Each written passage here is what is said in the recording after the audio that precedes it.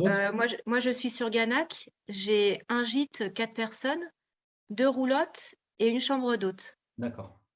C'est le Moulin du Quié. C'est une activité qui existait déjà et que j'ai reprise avec mon mari l'été dernier. D'accord. Et puis moi, j'ai 2 gîtes, sur, un petit hameau que nous avons, acheté, au fur et à mesure du temps, on va dire. Donc j'ai un gîte pour 2 personnes et un gîte pour 3 personnes. Voilà. En sachant que, ben, moi j'ai, des brebis, des chèvres, des chevaux, plus ou moins, bon là, quand ils vont être en estive, l'été, il reste juste les talons, quoi. Voilà. D'accord.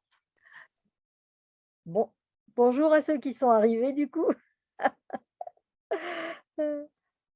Bonjour, Franz est revenu. Franz, vous avez, on peut, le temps que tout le monde arrive, faire un petit tour d'écran. Du coup, on a la présentation rapide de Caroline et Françoise. Franz, du coup, vous avez quel type d'hébergement? Moi, je suis responsable du camping municipal de Mérins-les-Valls. Voilà. Je suis agent territorial. D'accord. Et gestionnaire de camping, là, surtout, pour le coup. Ouais, voilà, c'est une de mes missions sur la commune. Oui. D'accord. Ah oui, en plus, c'est pas à 100%. Ouais. Non, non, du tout. D'accord. OK.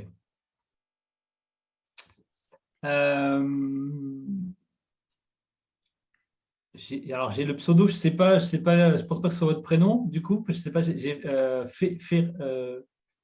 Fer. Céline. Céline, d'accord.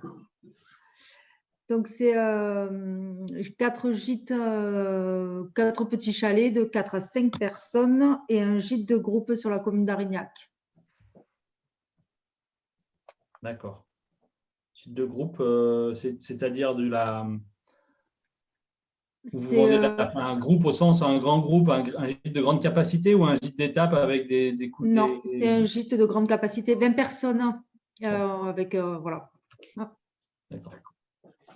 Bonjour. Le propriétaire. Voilà. Bonjour. Manuel. D'accord, super. Donc après, dans l'ordre, moi j'ai Caroline et Françoise, donc ça y est, donc on vous a présenté rapidement. Donc Caroline, elle a, si j'ai bien noté, un gîte, 3 roulottes et une chambre d'hôte. C'est 2 roulottes. 2 roulottes, je me suis Ouais. voilà, c'est ça. Et Françoise, elle a 3 gîtes.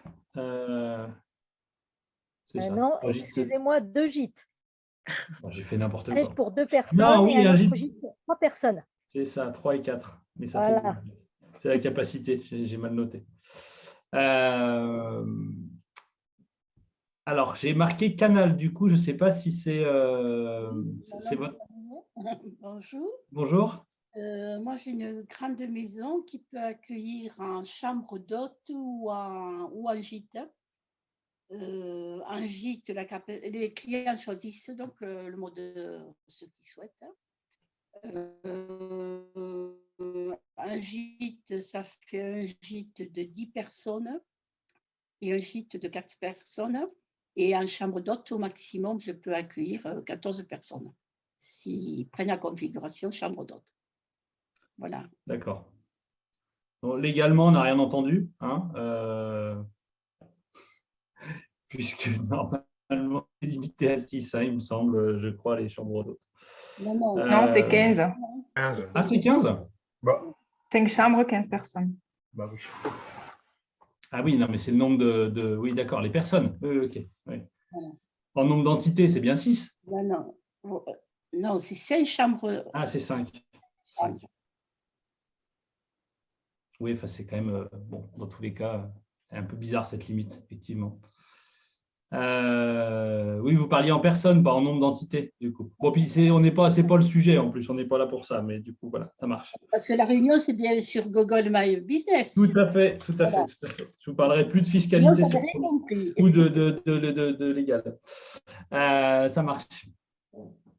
Donc après, j'ai Anna. Bonjour. Bonjour. Donc moi, c'est Anna, je suis conseillère en séjour et je fais partie du pôle partenaire sur l'Office de tourisme Couserans-Pyrénées au bureau de Saint-Jérôme.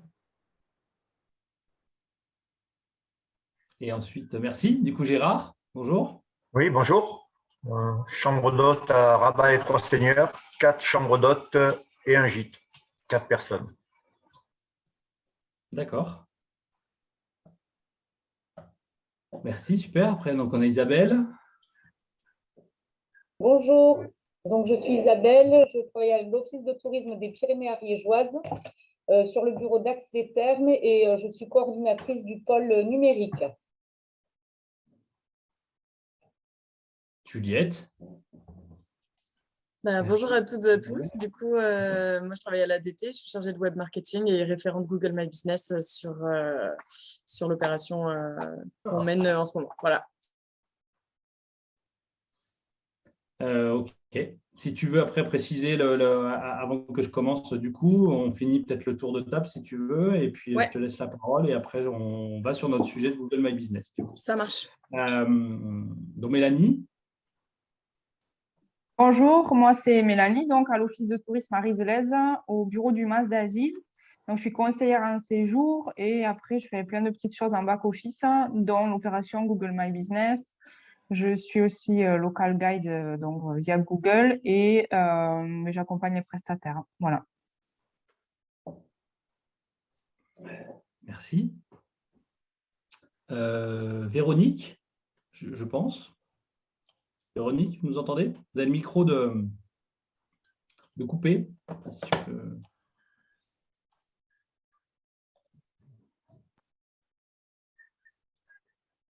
C'est bon? Oui, c'est bon. Donc, Véronique, je gère un camping avec plusieurs types d'hébergements sur la commune de Seix. D'accord, camping. Ça marche. Et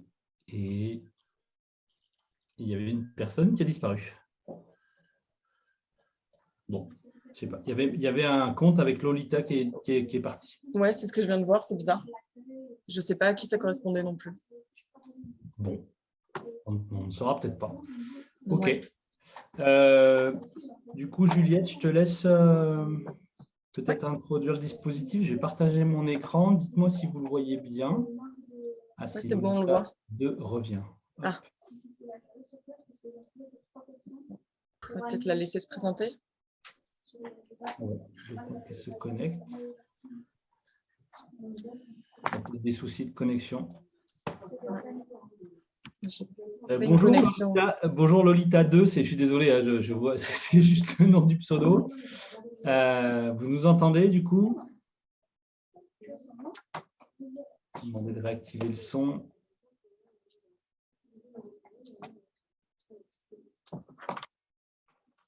Bon, je ne sais pas, il y a peut-être un souci. Ouais. Bon, si vous arrivez à désactiver le son et nous faire signe, on est preneur. Et puis, dans tous les cas, on espère que vous nous entendez. On va commencer. Ouais. Oui, Juliette, vas-y, du coup. Ok.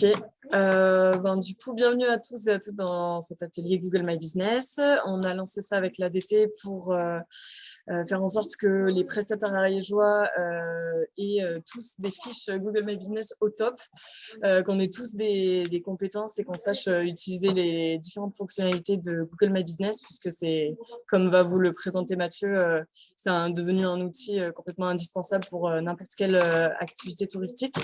Donc, j'espère que ça va vous plaire, que vous allez pouvoir poser les questions qui vous trottent dans la tête. Et puis, vous dire aussi que le dispositif, donc, il se fait en 2 étapes. D'abord, les ateliers numériques, comme on est en train de le faire aujourd'hui, et ensuite des ateliers directement auprès de vos offices du tourisme.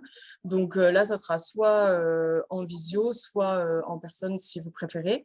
Et vous pourrez, que vous ayez une fiche Google My Business ou pas, vous pourrez avoir accès à un suivi personnalisé et repartir vraiment avec une fiche optimisée. Et puis, voilà, faire confiance à votre office du tourisme pour vous guider dans toute cette mise en place. Donc, voilà, en tout cas, on reste à votre disposition et sachez aussi que les ateliers numériques seront disponibles en replay si jamais vous voulez les visionner de nouveau, si vous avez des questions, voilà. N'hésitez pas en tout cas. Voilà. Bon atelier.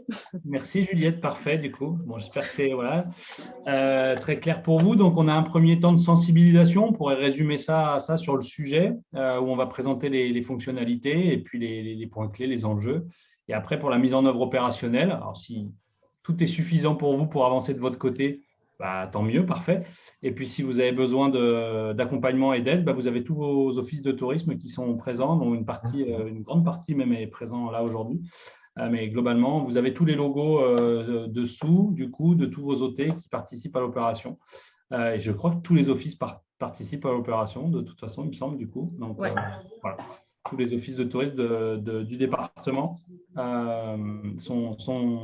participent à cette opération et sont là pour vous accompagner après sur la mise en œuvre de votre fiche ou votre page, comme vous voulez, Google My Business ou Google Fiche Établissement, puisque ça a changé de nom récemment, mais on parle exactement de la même chose. Voilà. Donc là, cet atelier il est vraiment dédié aux hébergements, parce qu'il y a des fonctionnalités, je ne vais pas dire fonctionnalités vraiment particulières, c'est plutôt, en fait, il y en a quelques-unes qui sont particulières, effectivement, on verra les attributs notamment, mais on a surtout souvent des fonctions, on a une ou deux fonctions en moins par rapport aux autres opérateurs. Je vous expliquerai aussi pourquoi, enfin, c'est la raison de Google, c'est Google qui choisit. Dans tous les cas, l'enjeu reste hyper important pour tout hébergement. Donc, on va commencer par les enjeux, justement. Je vais me présenter rapidement. Donc, je m'appelle Mathieu Vado, je suis consultant en marketing touristique. Je suis parti d'un groupement qui s'appelle ID Réseau.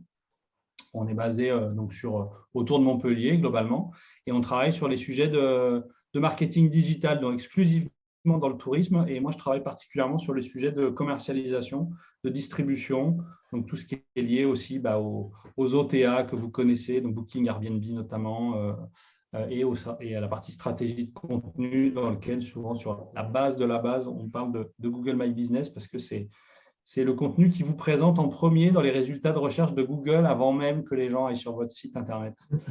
Et c'est pour ça que c'est si important. Voilà. Donc, sur la sémantique, Google My Business ou Google Fiche d'établissement, c'est synonyme, c'est la même chose. Ils ont changé de nom. Je vous fais grâce des noms qu'il y avait avant, c'est le 4e changement de nom de ce service-là côté Google. À chaque fois, il y a des évolutions. Depuis des années, il y a des évolutions. Donc, on va voir ça en détail. Donc, quand on parle de Google My Business ou de fiche d'établissement, on parle de ce petit carré de droite que vous avez quand on tape votre nom sur… pardon, je vais trop vite. Quand on tape votre nom sur Google, sur un PC, donc c'est l'écran qui est tout à votre gauche, ce carré ici, je ne sais pas si vous voyez ma flèche quand je fais ça. Oui, parfait. Donc, ce carré-là provient du service Google My Business. Voilà. Ce n'est pas inventé comme ça. Alors, Google peut agréger des informations, ça c'est sûr, mais vous avez la main pour une partie des données qui sont ici. Et quand on tape votre nom sur un smartphone, ou qu'on le dicte en recherche vocale, le premier carré qui apparaît, les premiers éléments qui apparaissent, c'est Google My Business. Voilà. Tout ça, c'est Google My Business. C'est-à-dire que globalement, il a connaissance de vos photos, de vos avis clients et de vos horaires d'ouverture avant même de mettre un orteil, l'internaute, je parle, avant même de mettre un orteil sur votre site Internet. Un orteil, c'est façon de parler puisqu'on est sur le numérique. Mais voilà, en gros, toutes ces informations-là, est-ce que c'est ouvert? Quels sont les horaires? Où est-ce que c'est géolocalisé? La partie Google Maps aussi, ça vous géolocalise dans l'espace géographiquement. Les catégories donnent le type d'activité que vous représentez, un camping 3 étoiles par exemple. Les photos, à quoi ça ressemble, que disent les clients avec les avis clients, que le site web, on peut aller sur le site web immédiatement avec un bouton, on peut vous appeler, on peut discuter, on peut lancer le GPS. Et on peut éventuellement mettre un certain nombre d'informations avec qui est service et actu. Alors actu, vous ne le voyez pas encore, mais peut-être que ça viendra. Donc on va en parler, c'est la partie post. C'est extrêmement important tout ça parce que je vous ai mis quelques chiffres ici. C'est des enquêtes qui analysent les requêtes sur Google. Et donc, on voit en 2019, il y a une différence entre le PC et le mobile. Et après, en 2020, c'est toute recherche confondue, qu'elle soit depuis un ordinateur ou depuis un téléphone portable. on a globalement plus de 50%, presque 60% en 2020 de requêtes sur Google qui ne donnent accès à aucun clic. C'est-à-dire qu'ils ne cliquent sur rien, les gars. Ils regardent ce que leur donnent les résultats. Voilà. C'est très important quand vous avez une requête, on va le voir après, mais des requêtes qui vont être gîtes près 2 fois, par exemple. On aura forcément des résultats Google My Business qui vont remonter dans les résultats de recherche de Google. Donc, c'est très important. Voilà. Là, typiquement, gîte, lac, Serpenson, on est sur une requête qu'on va qualifier de locale. On a le bloc des résultats ici. Là, il en reprend 4, parfois c'est 3. Ça dépend des requêtes. Il n'y a pas vraiment de raison particulière à ça. Il va reprendre pour lui les 4 meilleurs. Alors, meilleurs entre guillemets, c'est Google avec son algorithme qui le définit. Fiche Google My Business ou fiche Google Établissement qui lui paraissent les plus pertinentes, qui sont les mieux remplies, les mieux évaluées, les plus cliquées. Voilà. Donc, on va voir tous les critères qui permettent potentiellement de se placer là. Mais voilà l'importance de ce type de fiche. Donc, ça, c'est un résultat qui est, j'ai envie de dire, indépendant. Alors, pas complètement indépendant, mais qui n'est pas lié au référencement naturel de votre site Internet. C'est votre travail sur votre fiche Google My Business. Est-ce que tout ça est clair pour vous, là, déjà? Ou est-ce que ça… Voilà. Ouais, ça va? Dites-moi, hein, vous n'hésitez pas à m'interrompre quand il y a des choses qui ne sont pas claires. Parce que là, je reviens sur les enjeux. Donc, si vous avez déjà la main sur votre fiche, peut-être que ces enjeux-là, vous les connaissez déjà. Donc, voilà. Mais ça me semble quand même important de bien remettre le sujet en perspective, en fait. On est même sur des requêtes qui peuvent être très précises comme ça, c'est-à-dire que là, on a une location avec cheminée près du lac de Serpenson, donc on a quand même rajouté des critères. On a également ce bloc local ici, en plus qui attire l'œil parce qu'il y a la carte, il n'a pas la tête d'un résultat de recherche naturelle type ce qu'on appelle là meta-title, meta-description avec un lien cliquable comme une page web. Enfin, là, c'est une annonce en l'occurrence. J'aurais dû prendre quelque chose de se présenter pareil. Un site internet, si ce n'était pas une annonce, c'est présenté pareil. Une page web, elle est présentée pareil. Là, le carré va attirer aussi beaucoup l'attention et oriente les gens sur une recherche cartographique sur Google Maps s'ils cliquent sur la carte. On va voir qu'il y a des petites différences en fonction des filières. Là, on est sur location sur du gîte. Globalement, on a basculé et on bascule encore sur Google Maps. Dans certains cas, on va basculer sur Google Travel. Vous allez voir la différence. Google Travel, souvent, va intégrer la notion de réservation, de prix et de réservation, ce qui est un peu différent. Ça fonctionne pour les chambres d'hôtes, pour les hôtels et un peu pour les locations de vacances, pas encore pour les campings. Les campings, la recherche va basculer systématiquement sur Google Maps. On verra ça en détail, mais voilà, c'est un point très important. Oui, Françoise ? Vous avez levé la main, c'était peut-être pour dire… Oui, parce que je connais comment ça fonctionne. Du coup, je voudrais savoir qu'est-ce que c'est Google Travel. Je ne sais pas ce que c'est. C'est un service en fait de Google qui organise toute la logique et le parcours client du voyage. Ça ressemble, en tant qu'internaute, je pense que vous n'avez pas forcément fait la différence. Vous avez peut-être cru être sur Google Maps, mais en fait, on n'est pas vraiment sur Google Maps. Quand vous commencez à voir les tarifs affichés sur la carte, c'est plus Google Maps, c'est Google Travel. Il utilise Google Maps, le fond de carte Google Maps, et il utilise d'autres données, notamment la connectivité avec Booking, avec Expedia pour remonter des tarifs, potentiellement la connectivité avec votre moteur de réservation, s'il est compatible. Donc, c'est une version un peu évoluée qui permet aux clients de comparer les prix et d'être orienté comme un comparateur de prix sur de la réservation, voilà, d'hébergement. OK, merci beaucoup. Voilà, donc je vais en parler.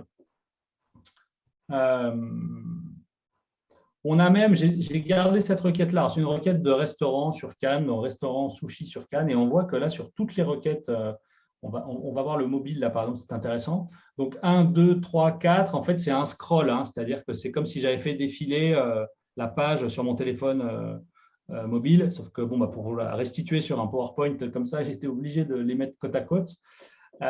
Donc, j'ai restaurant sushi, donc j'ai des résultats locaux issus de Google My Business classique ici. Et je retrouve encore ici des éléments présentés différemment par le prisme des photos, mais issus de Google My Business. Et je vais retrouver encore ici des suggestions d'autres lieux, dont restaurants romantiques, qui sont classés aussi et qui sont des fiches Google My Business. Donc, en fonction des requêtes, on a le bloc classique ici qu'on retrouve tout le temps, mais il peut en mettre encore, d'autres dosages quoi, de Google My Business. Donc, c'est assez important. J'espère que c'est clair, mais ça veut dire que globalement, cette démarche-là, elle va influer beaucoup sur beaucoup de requêtes et ça vous donne une visibilité supplémentaire à votre site Internet, en fait, globalement. Bon, c'est vital, j'ai mis vital carrément, hein, pour être vu sur Google Maps. Voilà, des gens qui font des recherches pour chercher un gîte près d'un lac, près d'une ville, près d'un village, voilà, vont utiliser une carte. Et quand ils utilisent une carte, dans 90% des cas, ils utilisent Google Maps. Et donc, si vous n'êtes pas présent là, vous ne ferez pas partie du choix. Voilà, tout simplement. Donc c'est extrêmement important. Et là, les critères de visibilité en fonction du zoom, plus on est à un zoom qui est haut, plus il y a un choix qui est fait sur les pointeurs qui vont être mis, donc les petits pointeurs rouges. Ça correspond aussi à l'algorithme de visibilité, c'est-à-dire que certains hébergements, par exemple, qui ont une fiche qui n'est pas hyper optimisée, il faut zoomer avant de les voir sur la carte. Voilà. Pour d'autres, on les voit beaucoup plus sur une recherche à l'échelle du département, par exemple, on va les voir remonter sur Gîte Ariège avec une vue d'ensemble, on va les voir remonter. Certains, il va falloir zoomer davantage près de la commune sur laquelle ils sont situés pour les voir affichés. Et ça correspond aussi au classement, si vous voulez, de celui qui est premier et qui peut espérer arriver d'ailleurs dans ce bloc-là, et celui qui est qui n'est pas premier, qui est derrière. Voilà. Donc ça, c'est très important. Et puis, évidemment, c'est une conséquence aussi, ça, c'est la capacité d'emmener les clients chez vous avec le GPS, que ce soit Google ou que ce soit Google Maps ou que ce soit Waze, c'est la même base de données, c'est une base de données partagée. Google a racheté Waze il y a quelques temps. Voilà, vos données de Google My Business, du coup, de votre fiche Google établissement, je vais employer les deux mots à chaque fois pour c'est synonyme, alimente évidemment Google Maps, mais alimente la base de données de Waze. Donc, en fait, c'est la même démarche. Pour être présent sur Waze, faites la démarche d'être présent sur Google My Business et voilà, il n'y aura pas de souci. Ça se fera tout seul. Voilà. Donc, il y a quand même quelques utilisateurs aussi de Google Maps et de Waze, donc ça vaut aussi le coup pour ça. Donc là, on est plutôt dans une démarche où les gens vous connaissent et ils ont décidé de venir chez vous, en principe. En tous les cas, ça fait partie aussi de la qualité de service qui ne mettent pas 2 heures à trouver où vous êtes. Quoi. Voilà. Donc, c'est un point important.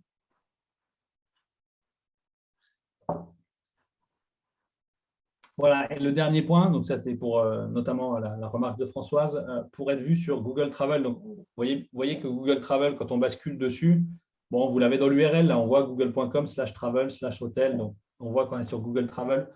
La majorité des gens ne font pas spécialement le distinguo, c'est-à-dire que pour eux, ils basculent sur la carte et ils basculent sur Google Maps. Mais ce n'est pas exactement Google Maps, en fait. C'est Google Travel parce qu'il y a du prix. On a un moteur de recherche par disponibilité.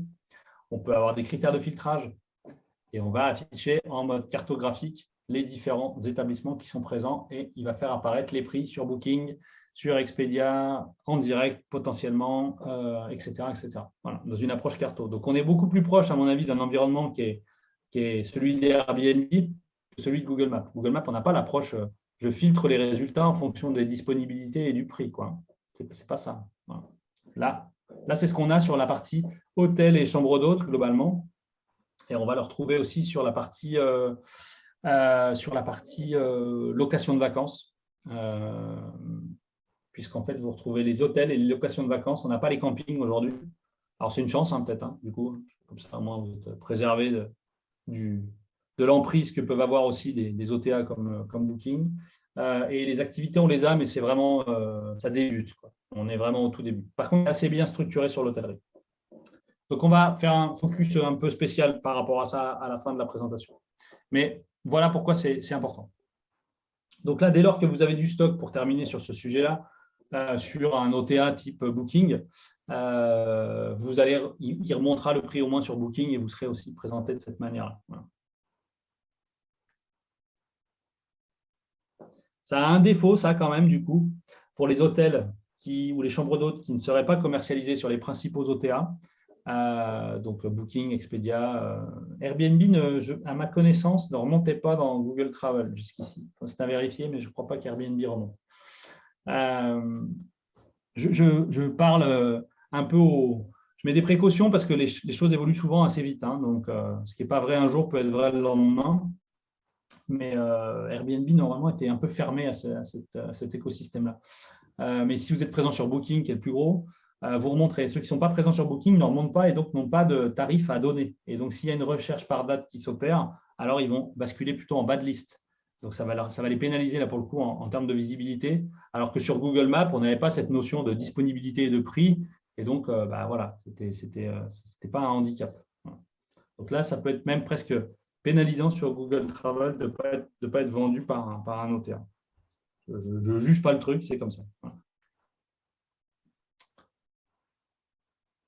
Ça va pour ça, du coup? Donc ça, c'est les enjeux. Donc, être vu, donner un premier niveau d'information sur votre structure avant même qu'ils aillent sur votre site Internet, vous référencer sur Google Maps et vous référencer aussi sur Google Travel. Et potentiellement, si vous faites bien les choses et que vous avez un peu de…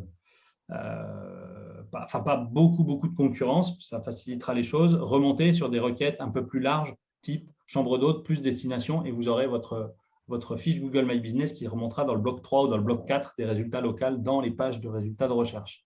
Voilà. Ça peut être l'enjeu clé. Alors, on va voir comment on arrive à gérer tout ça.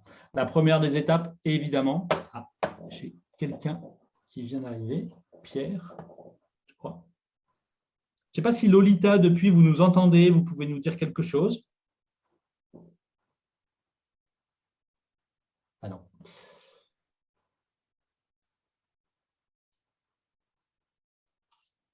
Donc Pierre, bienvenue du coup. Merci, excusez-nous du retard. Pas de souci. Donc voilà, je reprends la base de la base, c'est d'avoir la main sur sa fiche pour pouvoir optimiser son travail sur Google, optimiser sa fiche en fait, et toutes les composantes qui font qu'on va faciliter, on va améliorer finalement son placement dans les résultats locaux. Donc la première des choses, effectivement, c'est d'avoir la main. Parmi vous, là, qui a la main sur sa fiche Google My Business du coup et se connecte, voilà. Françoise. Non, enfin, j'aurais dû dire qu'il ne l'a pas alors. Ah, d'accord. C'est une question. Vous avez une question du coup? Oui. C'est Céline, c'est ça? Oui, c'est ça. En fait, je viens d'avoir regardé sur Google My Business et je m'aperçois qu'en fait, j'ai un établissement en double. Vous l'avez fait 2 fois? Ben, en fait, au départ, ça s'appelait les chalets d'Arignac parce qu'il n'y avait que 4 chalets. On a créé le gîte de groupe en 2021. Donc, du coup, j'ai pensé avoir switché les 2 et je pense qu'en fait, je me retrouve avec un doublon. D'accord. Si ce n'est pas la même activité, du coup, ça peut se gérer. Si c'est exactement la même, il va falloir effectivement en supprimer une, je pense. C'est ça. Parce qu'en fait, il me le marque vraiment avec un rond rouge, un point d'exclamation. Ouais. Comme quoi elle est en doublon, en fait, c'est ça? C'est ça. Oui, il me marque établissement en double. Ouais. Ouais, donc il va vous guider dans la démarche normalement. Mais par contre, il faut que ce soit les mêmes. Par exemple, un hôtel et un restaurant, si j'ai envie de dire le restaurant est aussi ouvert pas qu'aux clients de l'hôtel, etc., ça peut être pertinent d'avoir 2 fiches, un pour l'hôtel et un pour le restaurant, de manière à vraiment profiter des fonctionnalités des 2 types de fiches. Avoir des avis qui soient bien distincts entre le restaurant et l'hôtel, ce qui peut éviter que quelqu'un qui vient que au restaurant juge l'hôtel et vice-versa. Donc, dans ces cas-là, c'est bien d'en avoir 2. Donc, si c'est la même activité, par contre, effectivement, c'est la même. Voilà. Et en plus, Google, visiblement, l'a perçu et vous oriente à le faire. Donc oui, gardez celle qui vous dit de garder, en fait, hein, je pense. Voilà. OK, merci. Voilà. Donc, pour ceux qui n'ont pas la fiche, il y a et puis bon, si vous avez des collègues aussi qui sont dans ce cas-là ou qui ne savent plus, en fait, parce que des fois, ça arrive, on ne sait plus. Le tout est de faire juste une recherche sur Google Maps. Vous cherchez l'établissement sur Google Maps ou vous faites une recherche un peu large, type gîte et le nom de la commune, et puis vous zoomez pour trouver à l'endroit ou voir s'il y a un pointeur qui géolocalise la structure que vous recherchez. Là, c'est résidence Les Chabrières. Et là, je vois, quand vous voyez ça sur Google Maps, hein, c'est important sur Google Maps et pas sur les résultats de recherche de Google classiques. Hein. Si vous voyez revendiquer cet établissement, c'est que généralement, elle n'est pas revendiquée, justement, et que vous pouvez du coup commencer à la gérer. Donc, voilà. Le principe est d'avoir un compte Google et que ce soit le propriétaire de la structure avec son compte Google qui fasse cette démarche de revendication de la fiche. Quoi. Voilà. Évidemment, si la structure est nouvelle ou que la fiche n'existe pas, ce qui est possible aussi, à ce moment-là, il faut la créer. On va sur le site Google My Business et on suit la démarche. Voilà. Et en règle générale, on a vu qu'il y avait d'autres process parfois d'appels téléphoniques, voire même d'envoi de SMS. J'étais assez surpris la dernière fois qu'on m'a dit ça. En règle générale, il vous envoie un code par courrier à l'adresse que vous avez renseignée pour rentrer ce code et valider finalement la fiche, puisque partant du principe que vous avez pu ouvrir le courrier à l'adresse que vous avez vérifiée, c'est que vous êtes le propriétaire, ce qui n'est pas déconnant comme logique. Une fois qu'on a rempli le code, la fiche vous appartient, entre guillemets vous appartient, vous avez les clés pour l'optimiser. Voilà. Donc, voilà la démarche. Si vous avez des problèmes, parce qu'il peut y avoir des problèmes un peu techniques à ce moment-là, vos offices de tourisme sont là pour vous aider et vous accompagner justement dans cette démarche de façon individuelle, parce que chaque cas est un peu particulier. Et si vous avez accès globalement à une interface de ce type-là, c'est que vous avez la main sur votre fiche Google My Business et on va voir un petit peu comment vous pouvez justement l'optimiser. C'est bon? Ça va? Okay. Donc oui, pour accéder à votre back-office Google My Business, vous avez généralement, quand vous ouvrez une page Google sur votre navigateur, tout en haut à droite, à côté de votre profil, votre photo de profil, vous avez une lettre si vous n'avez pas chargé de photos. Vous avez ces petits carrés là et ces petits carrés vous donnent accès à tous les services Google, notamment Google My Business qu'ils ont récemment rebaptisé fiche établissement. Donc, c'est la petite maison, le petit commerce, on va dire. C'est par là qu'on rentre sur son back-office. Et donc, ce qui est hyper important, c'est d'optimiser au maximum le remplissage de sa fiche, d'être très bon élève et de faire tout ce qu'attend de vous Google pour maximiser et mettre les chances de votre côté pour que la fiche soit le mieux référencée possible dans les résultats locaux. C'est clair, quand je dis résultats locaux, c'est les blocs en fait, qui remontent. Les blocs, comme on a vu, où il y en avait 3, où il y en avait 4, qui sont des résultats locaux associés à Google Maps. Et là, il en sélectionne sur une requête type gîte Ariège, il va en sélectionner 3 ou 4. Si on veut être dans ces 3 ou 4, il faut optimiser sa fiche au maximum. Voilà. Il n'y a pas de garantie. Hein. Plus il y a de la concurrence, plus c'est difficile. Mais néanmoins, voilà, vous aurez les moyens de mettre toutes les chances de votre côté si vous faites au moins tout ce qu'attend de vous Google et que vous optimisez au maximum votre fiche.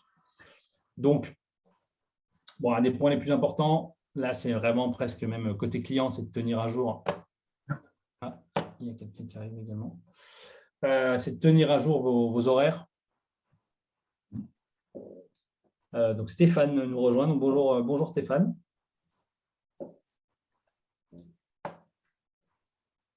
Tenir à jour vos horaires, c'est extrêmement important. Vos clients vont les regarder avant de venir dans certains cas. Donc, vous avez aussi la possibilité de donner des informations sur tout ce qui est check-in, check-out. Donc, départ, à quelle heure je dois prendre le gîte, je peux prendre le gîte et à quelle heure je dois le rendre en règle générale. Ça, vous allez le faire dans les attributs. Ce n'est pas forcément dans les horaires. Les horaires, c'est vraiment les horaires d'ouverture de votre structure. Avec une vue hebdomadaire et puis des horaires spéciaux que vous pouvez paramétrer. Les horaires spéciaux peuvent être une bonne astuce pour, si vous avez des périodes de fermeture, les enregistrer sans avoir recours au bouton « Fermer temporairement » qui met un espèce de sens interdit rouge avec « Fermer temporairement ». Donc, on a l'impression que il vous est arrivé un truc grave quand on voit votre fiche. Donc là, vous pouvez ajouter des horaires spéciaux et les fermer les uns après les autres pour dire pendant 2 mois, je suis fermé et je vais ajouter les 61 jours. Là, l'un à la suite de l'autre, puis je vais les fermer. Et comme ça, à chaque fois que les gens viendront à ce moment-là, ils verront que le gîte est fermé ou l'établissement est fermé. Puisqu'en fait, les clients, quand ils consultent votre fiche, ils ont une vue hebdomadaire en fait, des horaires. Ils n'ont pas une vue à l'année. Vous n'avez pas les périodes d'ouverture. Donc, ils voient vos horaires à la semaine. Donc, évidemment, quand il y a des jours fériés, des choses comme ça, il faut vraiment faire attention de bien les mettre à jour. Mais c'est important, ça. Voilà, c'est important. Alors, c'est évidemment hyper important quand on est un commerce ou un prestataire d'activité, encore plus que pour un hébergeur. Mais c'est également important pour vous. Voilà. Là, vous avez une chambre d'hôte, là, du coup, qui avait mis ouvert 24 heures sur 24. Voilà. C'est un choix, hein, mais c'était un choix assumé. C'est-à-dire, je les avais eus en formation et ils m'avaient dit, je leur ai demandé si c'était bien, si c'était pas une erreur, quoi, si c'était logique. Et ils m'ont dit, non, mais on est ouvert, on est à la disposition des clients 24 heures sur 24. Donc, ils étaient dévoués. Hein. Rien ne vous empêche de dire qu'à partir d'une certaine heure, il n'y a plus de check-in, il n'y a plus de check-out non plus forcément, mais vous n'accueillez plus les gens à partir d'une certaine heure, ce qui va donner vos horaires d'ouverture globalement. Voilà. Ça va pour ça, pas de souci? Bon, mais ça, c'est un point important. Hein. Donc, ça fait partie des choses à mettre à jour. Et après, il y a tout le reste, effectivement, à mettre à jour que vous retrouvez dans votre back-office. Et en fait, peut-être le meilleur des conseils, là, on va rentrer dans le détail, mais le meilleur des conseils, ça serait connectez-vous régulièrement à votre back-office Google My Business. Et puis, j'ai envie de dire, baladez-vous dans les différentes fonctionnalités et mettez tout à jour, quoi. Mettez tout à jour de façon honnête, par contre, parce que Google a les moyens de vérifier. C'est-à-dire que si vous dites que vous avez une piscine et que vous n'en avez pas, il peut demander aux clients qui ont Google Maps, il leur envoie des petits formulaires à remplir. Et s'ils sont plusieurs à dire qu'il n'y a pas de piscine, alors que vous avez mis qu'il y a une piscine, bon, c'est gros hein, comme exemple, hein, je sais, mais ça va être valable pour n'importe quoi d'autre, hein, un accès handicapé, une cafetière dans les chambres. Voilà, vous allez voir, les attributs sont assez riches en fait et ils vous posent plein de questions. C'est ce que vous voyez dans attributs de l'hôtel. Donc là, si vous n'avez pas mis un seul orteil là-dessus, vous allez voir, il y a quand même beaucoup d'informations à renseigner. Alors, c'est très simple à renseigner, c'est des cases à cocher. Mais il y a beaucoup de cases. Donc, avant de rentrer là-dessus, effectivement, le premier des points, c'est d'être cohérent sur son nom et ses coordonnées. Je vous le présenterai tout à l'heure, mais dans l'algorithme de visibilité des résultats locaux, donc pour mettre toutes les chances de son côté et être bien référencé quand on va taper gîte Ariège, par exemple, et espérer remonter dans le bloc 3 ou 4 qui remontent des résultats locaux. Le nombre de mentions que Google va retrouver de vous, donc la mention de votre bloc coordonnées, c'est-à-dire votre nom, votre adresse, votre numéro de téléphone, votre site Internet et éventuellement votre email, le nombre de fois où il va retrouver ça sur Internet, plus il y en a, plus c'est des signes de popularité pour Google. Voilà. Donc, plus vous êtes présent sur Internet en termes de texte hein, ou dans des annuaires, ou etc., avec votre bloc coordonnées, plus il le voit, plus il va considérer que votre adresse est populaire et plus, normalement, ça améliore le classement. Voilà, c'est un des critères.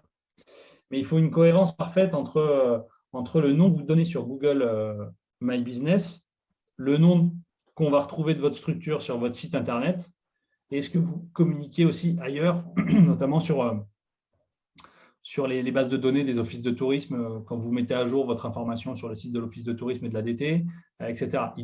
Ça paraît logique, hein. Normalement c'est le cas et il n'y a pas de problème. Mais dans certains cas, moi j'ai vu des gens qui voulaient optimiser leur fiche Google My Business en rajoutant des mots-clés dans le titre, en faisant… Non, soyez cohérents sur le nom. C'est hyper important. Il faut qu'on ait le même nom partout, tout le temps, et là il va y avoir un effet où ça se renforce. Donc, choisir la bonne catégorie. Donc, il y a plein de catégories, donc trouvez bien la vôtre. Là, ici, on voit un gîte. Du coup, la catégorie principale, c'est gîte. Et c'est un gîte un peu à la ferme. Donc, on a mis ferme, refuge de montagne, agriculteur. Voilà, on aurait pu en rajouter d'autres, mais il y a aussi une activité agricole dessus. Donc, voilà, il y a les catégories principales et les catégories supplémentaires.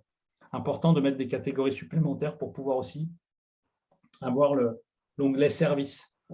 Je vais en reparler tout à l'heure, mais ça fait partie des choses que vous pouvez ajouter. Voilà. Vous n'aurez pas, si vous voulez, d'onglet service si vous n'ajoutez pas de catégorie supplémentaire. C'est comme ça. Donc, bien renseigner ses attributs, c'est extrêmement important, ça. Et avoir un site web associé. Donc, généralement, si vous avez un site Internet pour votre structure, vous allez l'associer à votre fiche Google My Business, vérifier que c'est bien fait. Et si vous n'avez pas de site Internet, c'est dommage parce qu'effectivement, c'est un peu pénalisant potentiellement pour l'algorithme.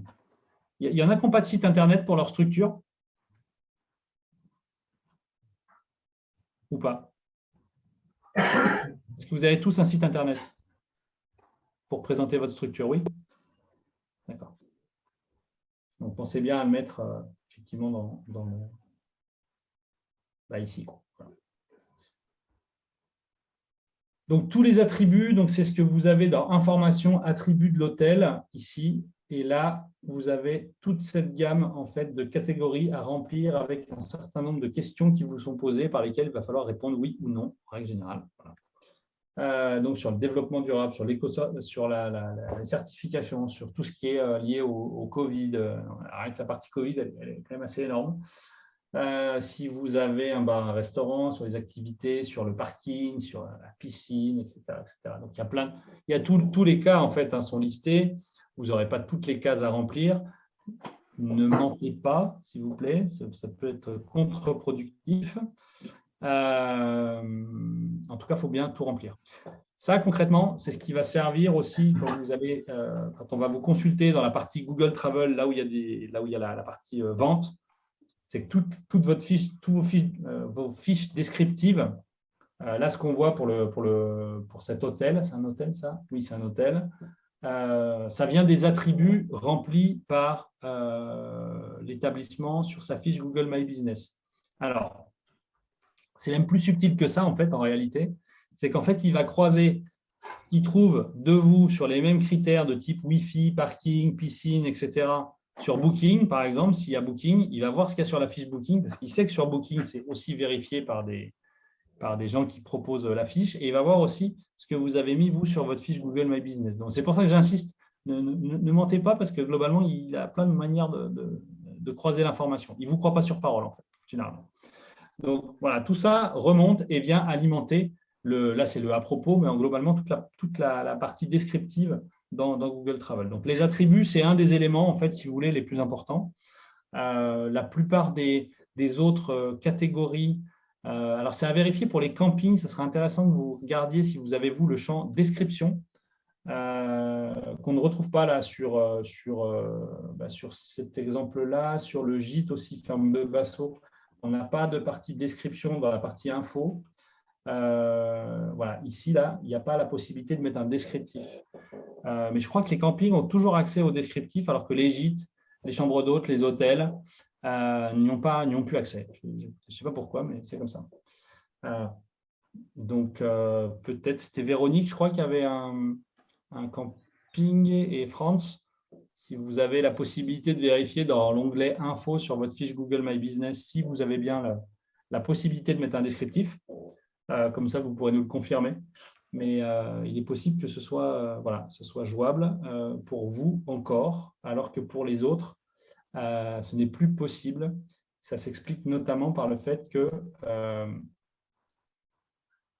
les campings basculent encore sur Google Maps quand ils ont une présentation, alors que les hôtels, ils sont sur Google Travel avec une gestion des prix, etc.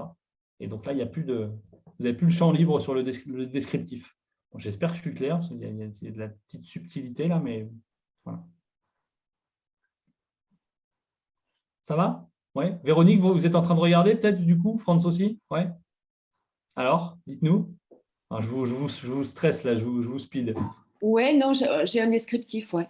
D'accord, ouais, ça se confirme. J'ai aussi un descriptif. Ouais. Les campings sont favorisés. Qu'est-ce que vous voulez que je vous dise? Après, bon, profitez-en parce que ça se trouve, ça finira peut-être par disparaître le jour où il bascule sur Google Travel. C'est possible. C'est mon analyse. Hein. Ça vaut ce que ça vaut, mais à défaut d'avoir la main sur un descriptif, dans tous les cas, les attributs sont extrêmement importants à remplir. Et si vous avez la chance d'avoir la possibilité d'écrire un descriptif, soyez habile dans la description, placez le mot camping et la localité, surtout au début, et puis essayer effectivement placer les mots-clés qui vous intéressent et les principaux services ou atouts globalement que vous avez si vous êtes proche du lac, si vous avez une piscine, s'il y a une piscine chauffée, c'est les services pour les enfants, etc. Voilà. J'ai une question par rapport aux attributs. Oui. Quand on a la liste, donc, par exemple, piscine, oui ou non, est-ce qu'il vaut mieux mettre non si on ne l'a pas, parce que Google considère qu'on a rempli la fiche, ou est-ce que si c'est tout négatif, est-ce qu'il vaut mieux ne rien mettre du tout? Je ne sais pas. Je ne sais pas. Le principe, en règle générale, c'est plutôt de remplir au maximum sa fiche, donc donner des signaux à Google que la fiche est bien remplie pour avoir un taux de progression global de la fiche qui soit plus à 85% qu'à 60%. Donc, pour ça, ça serait plutôt en faveur d'eux. Voilà, après s'il n'a pas l'info, de toute façon, il se débrouille pour aller la chercher ailleurs, en règle générale. Donc, je dirais plutôt la transparence, mais je n'ai pas de garantie absolue, quoi. On ne sait pas comment ça fonctionne précisément au niveau de l'algorithme de la visibilité locale, en fait, de Google. Mais je dirais plutôt de remplir sa fiche. En tout cas, bien remplir sa fiche au maximum, ça envoie des signaux positifs. Je voulais vous dire un truc, j'ai perdu le fil, du coup, mais ce n'est pas grave, ça va me revenir.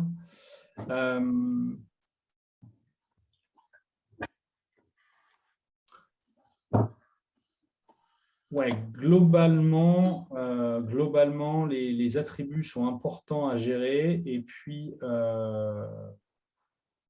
oui, si vous avez la possibilité d'avoir des descriptifs, essayez de placer effectivement les principaux mots-clés qui vous intéressent. Pensez en fait à écrire un descriptif qui est valorisant pour votre structure. Donc ça, c'est pour les campings, puisque les autres, vous n'y avez plus accès du coup.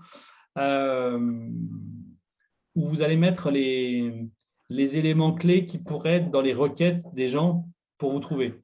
C'est-à-dire le nom de votre destination, les services que vous proposez qui sont distinctifs pour vous différencier d'un… Voilà, le nombre d'étoiles, par exemple, aussi. Les équipements. Voilà, placez-les plutôt au début avec des phrases. On n'est pas là pour balancer des mots-clés, évidemment. Vous écrivez le descriptif, il est pensé pour l'internaute. Mais ça, c'est un point important. Voilà. Et après, dans les catégories, on reste pour terminer sur cette phase-là de renseigner un petit peu toute la fiche sur les basiques. Les catégories secondaires, pensez-les bien pour pouvoir écrire en fait. Chaque catégorie, en fait, vous allez pouvoir la décliner en service. Et vous allez pouvoir, chaque catégorie, au-delà de la catégorie principale. Chaque catégorie supplémentaire, vous allez pouvoir rédiger en gros une phrase qui va pouvoir la compléter dans les services. Donc, si vous mettez, vous pourrez mettre par exemple restaurant, laverie, aire de camping-car, etc., qui vous qualifie en fait à l'intérieur. Vous êtes un camping, certes, mais dedans, il y a aussi aire de camping-car, il y a aussi restaurant, il y a aussi supérette, il y a aussi aire de jeu. Voilà. Vous allez le comprendre après sur l'exemple que je vais vous montrer, mais c'est par le choix des catégories secondaires que vous allez pouvoir définir vos services en fait. Bon, je vais revenir dessus après quand je serai sur la partie service, parce que je ne suis pas sûr que ce soit forcément clair là, quand je le présente comme ça. Mais le type de service que vous allez pouvoir rédiger va être lié aux catégories supplémentaires que vous avez ajoutées. Voilà, globalement.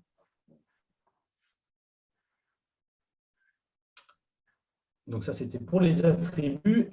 Un point important aussi, qui est valable pour tout le monde, mais c'est d'avoir des belles photos, donc de charger un certain nombre de photos. Donc vous avez les résolutions optimales là, du coup, qui sont mises pour charger les bonnes photos, notamment votre photo de profil, la photo de couverture, et puis les photos après additionnelles avec le format idéal et puis le format minimum et maximum. Donc on est sur du format tout à fait carré sur les photos traditionnelles. Et puis après, la photo de profil, elle, pour le coup, elle est carrée. Et la photo de couverture, elle est plutôt format 16/9. Ce n'est pas exactement les mêmes proportions, mais format paysage, quoi. Voilà. Vous pouvez aussi charger des vidéos. Donc voilà, plus votre fiche elle est riche aussi en contenu multimédia, c'est un bon signe aussi pour l'algorithme et pour voilà. Donc, et sans compter que là, vous voyez sur la base du rocher, donc la base du rocher, c'est une base de canoë et kayak. On a quand même 1600 vues de cette photo-là, 1000 vues ici, 2000 ici. Enfin, ça fait quand même, ça peut servir la séduction et l'envie de venir dans votre chambre d'hôte plutôt que dans une autre, quoi, ou dans votre gîte plutôt qu'un autre. Donc, c'est quand même extrêmement important. C'est le premier contact avec l'internaute. Hein. S'il vous trouve avec Gîte Ariège, par exemple, il arrive sur votre fiche ou il fait une recherche cartographique, il verra, avant de votre site Internet, il verra votre fiche Google My Business. Donc, il pourra aussi consulter les photos par là. Il ne va pas se priver. Hein. Les avis clients, il va les consulter aussi par là. Donc, voilà, c'est un point important. Mettez en valeur aussi votre établissement avec des photos. Et quand vous avez des nouvelles photos, des belles photos, ayez le réflexe de dire il faut que j'aille alimenter aussi ma fiche Google My Business. Voilà. Donc là, quelques en aparté, mais vous ne choisissez pas la photo qui apparaît ici, dans le carré de droite quand on tape votre nom sur Google. C'est Google qui choisit. Donc là, on avait fait ID Réseau, donc c'est le groupement auquel j'appartiens, groupement de consultants. On n'est pas un hôtel ni une chambre d'hôte, mais on a une fiche Google My Business. La tête de Véro là, qui apparaissait.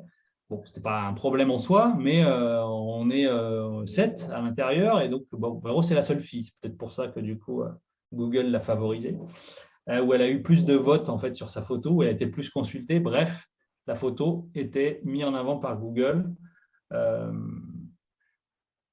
en fonction de la résolution, du taux de clic qu'il peut avoir sur cette photo et de l'adéquation entre l'image et l'entreprise. Alors là, bon, c'est plus discutable dans ce cas-là, mais voilà. Et là, depuis peu, on a finalement fait plus de votes aussi ou plus de clics sur le logo de manière à ce que du coup, ça change. Donc, vous pouvez essayer d'influer ou de demander autour de vous si jamais il y a un problème. Ça, c'est juste si le problème arrive.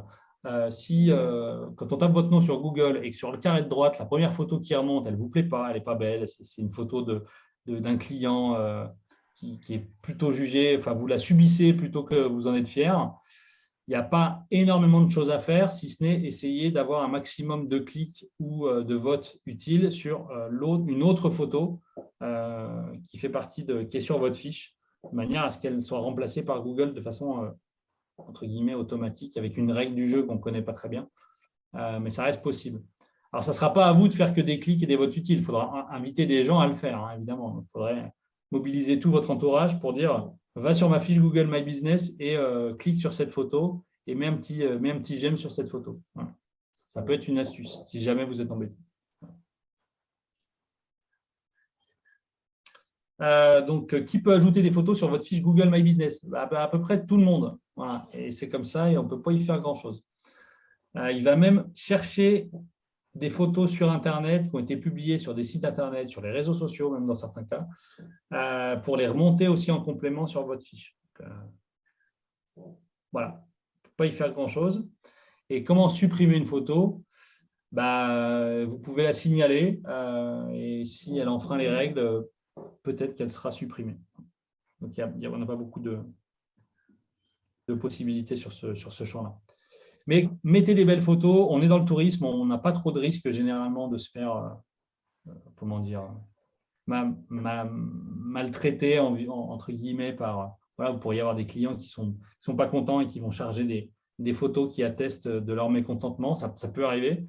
Mais voilà, si vous avez des belles photos et qu'elles ont été massivement vues, cliquées, voire même entre guillemets likées, elles apparaîtront avant normalement les moins bonnes, quoi. Voilà. C'est un point important aussi, ça. Évidemment, l'autre point important, c'est les avis clients. Voilà. Donc, vous avez un lien directement accessible dans votre back-office pour solliciter les avis clients, solliciter vos clients pour qu'ils laissent un avis sur votre fiche Google My Business. Quand vous vous connectez à votre back-office, ici, normalement, vous avez un petit bloc sur la page d'accueil, en fait, hein, du coup, recevoir d'autres avis, et il vous donne une petite URL qui permet d'accéder directement à la notation, comme on le voit ici, de votre établissement. Voilà. Donc, il faut aller chercher cette URL, et après, la bonne pratique, c'est plutôt de travailler ce qu'on appelle des emails post-réservation, post-séjour. Donc là, c'est un exemple théorique pour dire, voilà, en gros, on envoie un email à chacun de ses clients à J+2 de sa date de départ et pour lui dire, voilà, on vous remercie sincèrement d'être venu chez nous, on espère que vous avez passé un bon séjour. On lui propose de faire un retour de son expérience sur, et là, on peut mettre le lien justement de Google ou de TripAdvisor si vous êtes sur TripAdvisor également. Ça permet aussi, si vous le faites manuellement, là vous avez des petites structures, donc peut-être que vous le faites manuellement, de choisir le lien et la plateforme sur lequel vous orientez les clients en fonction de l'état des derniers avis d'une plateforme à l'autre. Imaginez que vous avez un avis mauvais là, ou pas très bon en tout cas sur Google. L'idée, c'est vu que vous ne pourrez pas l'enlever, l'idée c'est de l'écraser. Donc c'est d'en avoir d'autres pour qu'il passe en dessous et de l'écraser avec des meilleurs avis. Donc ça peut être une solution. C'est qu'un client qui est sollicité pour laisser un avis, il laisse 2 fois plus un avis qu'un client qui n'est pas sollicité. Donc, si vous ne le sollicitez pas, il y a la nature qui opère, c'est sûr, mais la nature ne fait pas toujours très bien les choses. Donc voilà, c'est surtout que vous en aurez plus. Et le fait d'avoir beaucoup d'avis, ça ne sert à rien d'en avoir 2000, mais si vous n'avez que 5 ou 6 avis sur votre fiche Google My Business, ce n'est pas beaucoup. Pour remonter dans le top dans le top 3 ou top 4 sur des requêtes de type Gîte Ardèche ou Gîte Ariège, Gîte Ariège avec piscine ou Gîte piscine en Ariège, ou ce type de requête-là, où les gens ne tapent pas votre nom, mais tapent votre catégorie en gros et une localité. Plus vous aurez des bons avis, et si possible au-delà de 40, 50, mieux ce sera pour espérer arriver aussi dans ce top 3 ou ce top 4. Voilà. Donc, voilà, vous pourrez lui proposer aussi de prescrire votre établissement et de le faire avec un code promo qui peut réutiliser sur votre site Internet si vous faites de la vente en ligne, notamment avec OpenPro, par exemple, qui permet d'avoir des codes promo et de le pousser. Alors, ça peut être de l'avantage, on n'est pas forcément sur du prix, hein, c'est un exemple. Hein, voilà. Et puis, c'est aussi le bon moment, ces emails-là, pour leur dire de vous suivre sur les réseaux sociaux, si vous êtes présent sur les réseaux sociaux. Voilà. Bon, ça, j'ai juste fait cet aparté, mais c'est pour dire que les emails post-séjour sont le meilleur moyen meilleur moment, pardon, et le meilleur moyen aussi d'email de solliciter des avis clients.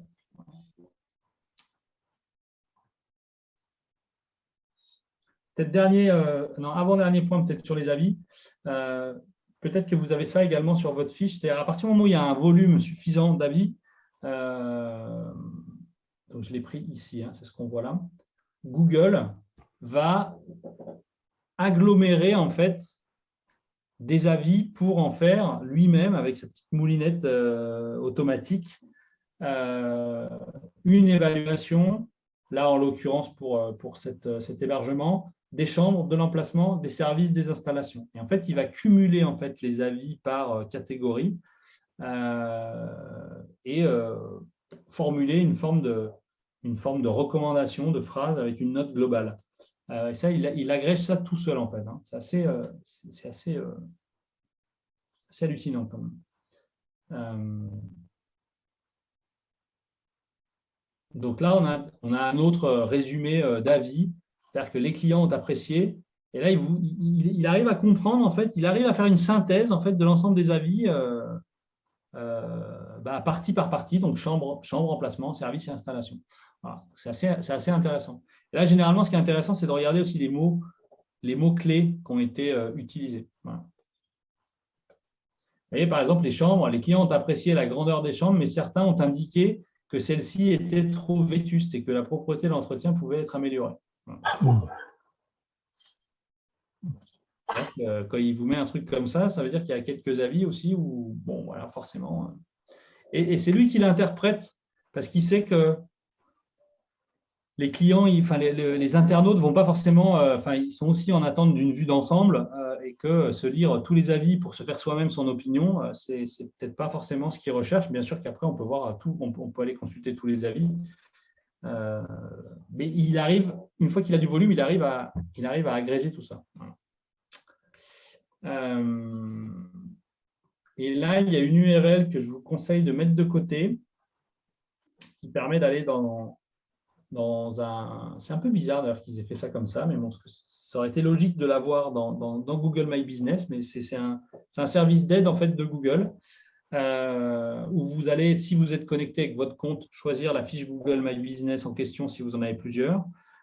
Et là, vous allez retrouver tous vos anciens avis et vous allez pouvoir reporter un problème si tel est le cas, en espérant peut-être voir cet avis disparaître si Google estime que bon, c'est pertinent de le supprimer. Voilà. Donc, vous avez le type de problème qui s'est présenté et vous pouvez signaler un avis. Voilà. Sachez que c'est quand même possible. Je ne garantis pas que l'avis disparaisse, hein, mais il y a quand même ce biais pour le signaler. Vous aurez le support, hein, bien évidemment, et ce lien-là, je peux vous le donner là, dans les commentaires si vous voulez le copier-coller. Hop. Est-ce que vous voyez toujours mon écran là du coup? Ouais, c'est bon? Je vous le mets dans la discussion. Hop.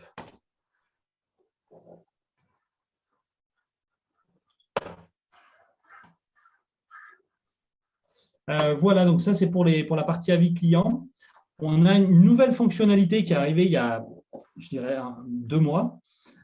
C'est la fonction chat qui se met un petit peu comme le bouton de téléphone sur la partie mobile. Vous avez le choix de l'activer ou pas.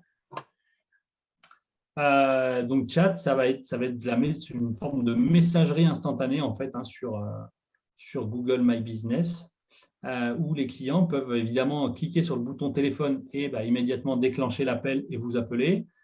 Cliquez sur le bouton site web et aller directement sur votre site web et désormais cliquez sur le bouton discuter pour vous écrire un message comme sur WhatsApp, quoi. Voilà, globalement. Ou par SMS, voilà, c'est le même principe. Enfin, plutôt WhatsApp, ouais, on est plus proche.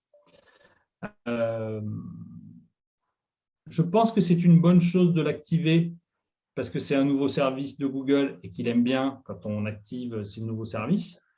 Après, si vous n'êtes pas en capacité d'être réactif pour répondre à ce type de message, c'est un peu le bâton pour se faire battre aussi, du coup, parce que je pense qu'il va analyser aussi la manière dont vous êtes réactif dans la réponse au message. Donc, activez-le. Moi, je dirais activez-le si vous êtes en capacité d'être réactif aux messages qui sont postés, sachant que vous aurez des notifications, ne vous inquiétez pas. Mais voilà, c'est ce que je pourrais, je pense, dire. Si vous sentez que vous n'allez pas être très réactif pour le gérer, peut-être que vaut mieux pas l'activer. Voilà. Après, je ne suis pas sûr que ça soit… C'est tout nouveau, on n'a pas beaucoup de recul en fait avec des utilisateurs, des prestataires qui l'auraient activé. J'en ai pas encore moi directement. Je ne suis pas sûr que ce soit une fonction qui soit hyper utilisée, mais bon, à voir. À voir dans le temps ce que ça donne. Voilà. Mais bon, si vous êtes régulièrement à checker vos réservations, enfin, je pense à ceux qui peuvent travailler avec Airbnb ou Booking, qui vous obligent déjà à être très réactifs sur les demandes de réservation, etc. Bon, c'est normalement des gens qui sont intéressés pour venir chez vous qui vont utiliser cette fonction-là. Donc, si vous avez déjà cette forme de réactivité, mettez-le. Et puis, vous pourrez de toute façon le désactiver si jamais ça ne vous convient pas. Voilà. Bon, sachez en tout cas que c'est possible. Voilà. Et pour terminer là, sur cette partie-là, qui est globalement la même pour à peu près toutes les fiches, hein, voilà. Essayez d'être au moins à 85%, puisque c'est le maximum constaté. Je n'ai jusqu'ici pas vu de fiche à 100%. Ça doit exister, mais je n'ai pas trouvé encore comment on fait pour être à 100%. Donc, on a challengé avec l'ensemble des offices de tourisme de l'Ariège. Si vous trouvez la faille, du coup, je suis preneur. Je vous paye un coup. Mais voilà, 85%, en tout cas, c'est à la portée de tout le monde. Il faut juste bien faire le job et bien tout remplir. Donc, soyez bon élève et vous serez globalement récompensé quand même, normalement, en visibilité des résultats locaux. Voilà. Donc là, quand on est à 65%, on sait qu'il en manque encore. Voilà. 85, normalement, on a presque tout rempli. J'ai pas trouvé, il faut que je trouve, hein, ça m'énerve. Mais je ne sais pas encore pourquoi. Voilà. On avait discuté avec un prestataire aussi qui avait fouillé dans tous les sens, qui avait tout fait, qui avait tout mis, il était toujours à 85, il était dégoûté, il voulait être à 100, mais il n'y arrivait pas. Voilà, je sais pas. C'est pour se laisser peut-être des marges de progression dans les années à venir. Ils sont malins, ils ont anticipé. J'en sais rien du tout. En tout cas, 85, c'est sûr. Donc, votre objectif, c'est 85. Quand vous vous connectez sur votre back-office, sur la partie accueil, il vous dit renseignez votre fiche établissement et il vous dit à quel pourcentage vous êtes. Donc là, si vous vous connectez et que vous êtes à 30%, ça ne va pas. Il y a du travail. Voilà. Et que globalement, tout est assez bien expliqué pour que Google vous guide pour optimiser tout ça. Dis-moi. Question. Oui. Il y a un moyen pour savoir à quel endroit il faut optimiser pour remonter tout ça, parce que a priori, on a l'impression que comme on a tout rempli, mais on est par exemple qu'à 80%. Il n'y a pas un tuto, il n'y a pas comme sur certains sites où il vous rajoute, par exemple, comme sur WordPress ou n'importe quoi, où il vous dit, par exemple, ici, il faudrait rajouter ça, ou il faudrait… Alors, il peut vous le suggérer, directement sur la home ou dans chacune des rubriques. Donc, parcourez déjà toutes les rubriques pour voir s'il y a des mentions particulières. Mais si vous êtes à 80 ou 85 80. 80. Donc, il y a encore un 5% à répondre. C'est sûr que quand on arrive sur la fin, c'est des petites subtilités. Donc, je suis pas. Non, enfin, en tout cas, il n'y a pas de. Il y a pas de. Les attributs, peut-être, parce que les attributs, c'est assez riche. Je ne sais pas si vous avez fait le tour de tous les attributs. Il y en a quand même beaucoup. Et après, il y a le volume aussi de photos et de vidéos. Ah, d'accord. Voilà, qui peut aussi faire la différence. Mais en fait, il ne va pas forcément là, à ce stade-là. Quand il y a un manquement, il vous dit qu'il y a un manquement, que vous n'avez rien fait à cet endroit-là. Ça, généralement, il vous guide bien. Après, si vous n'en avez pas fait suffisamment, il ne vous le dit pas, quoi. Donc, c'est peut-être là où il faut… voilà. Mais là, c'est sûr que là, vous êtes sur la dernière marche, quoi, du coup. Et pas à ma connaissance, en tout cas, pas dans l'écosystème, pas dans le back-office.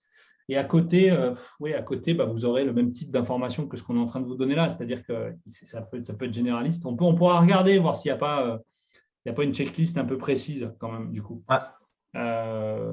Mais ça peut se jouer beaucoup peut-être sur les photos vidéos. Vous avez chargé des vidéos déjà ou pas? Des vidéos, non, pas encore. Ouais, alors peut-être que ça peut jouer ça. Peut-être que ça peut jouer. 5% de vidéos, c'est pas mal.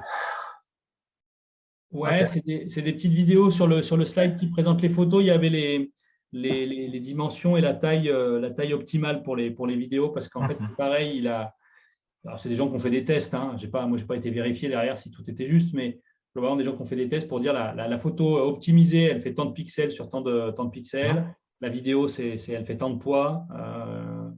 Et là, vous avez des formats qui sont optimisés pour la restitution par rapport à Google. C'est-à-dire ni trop léger, ni trop lourd.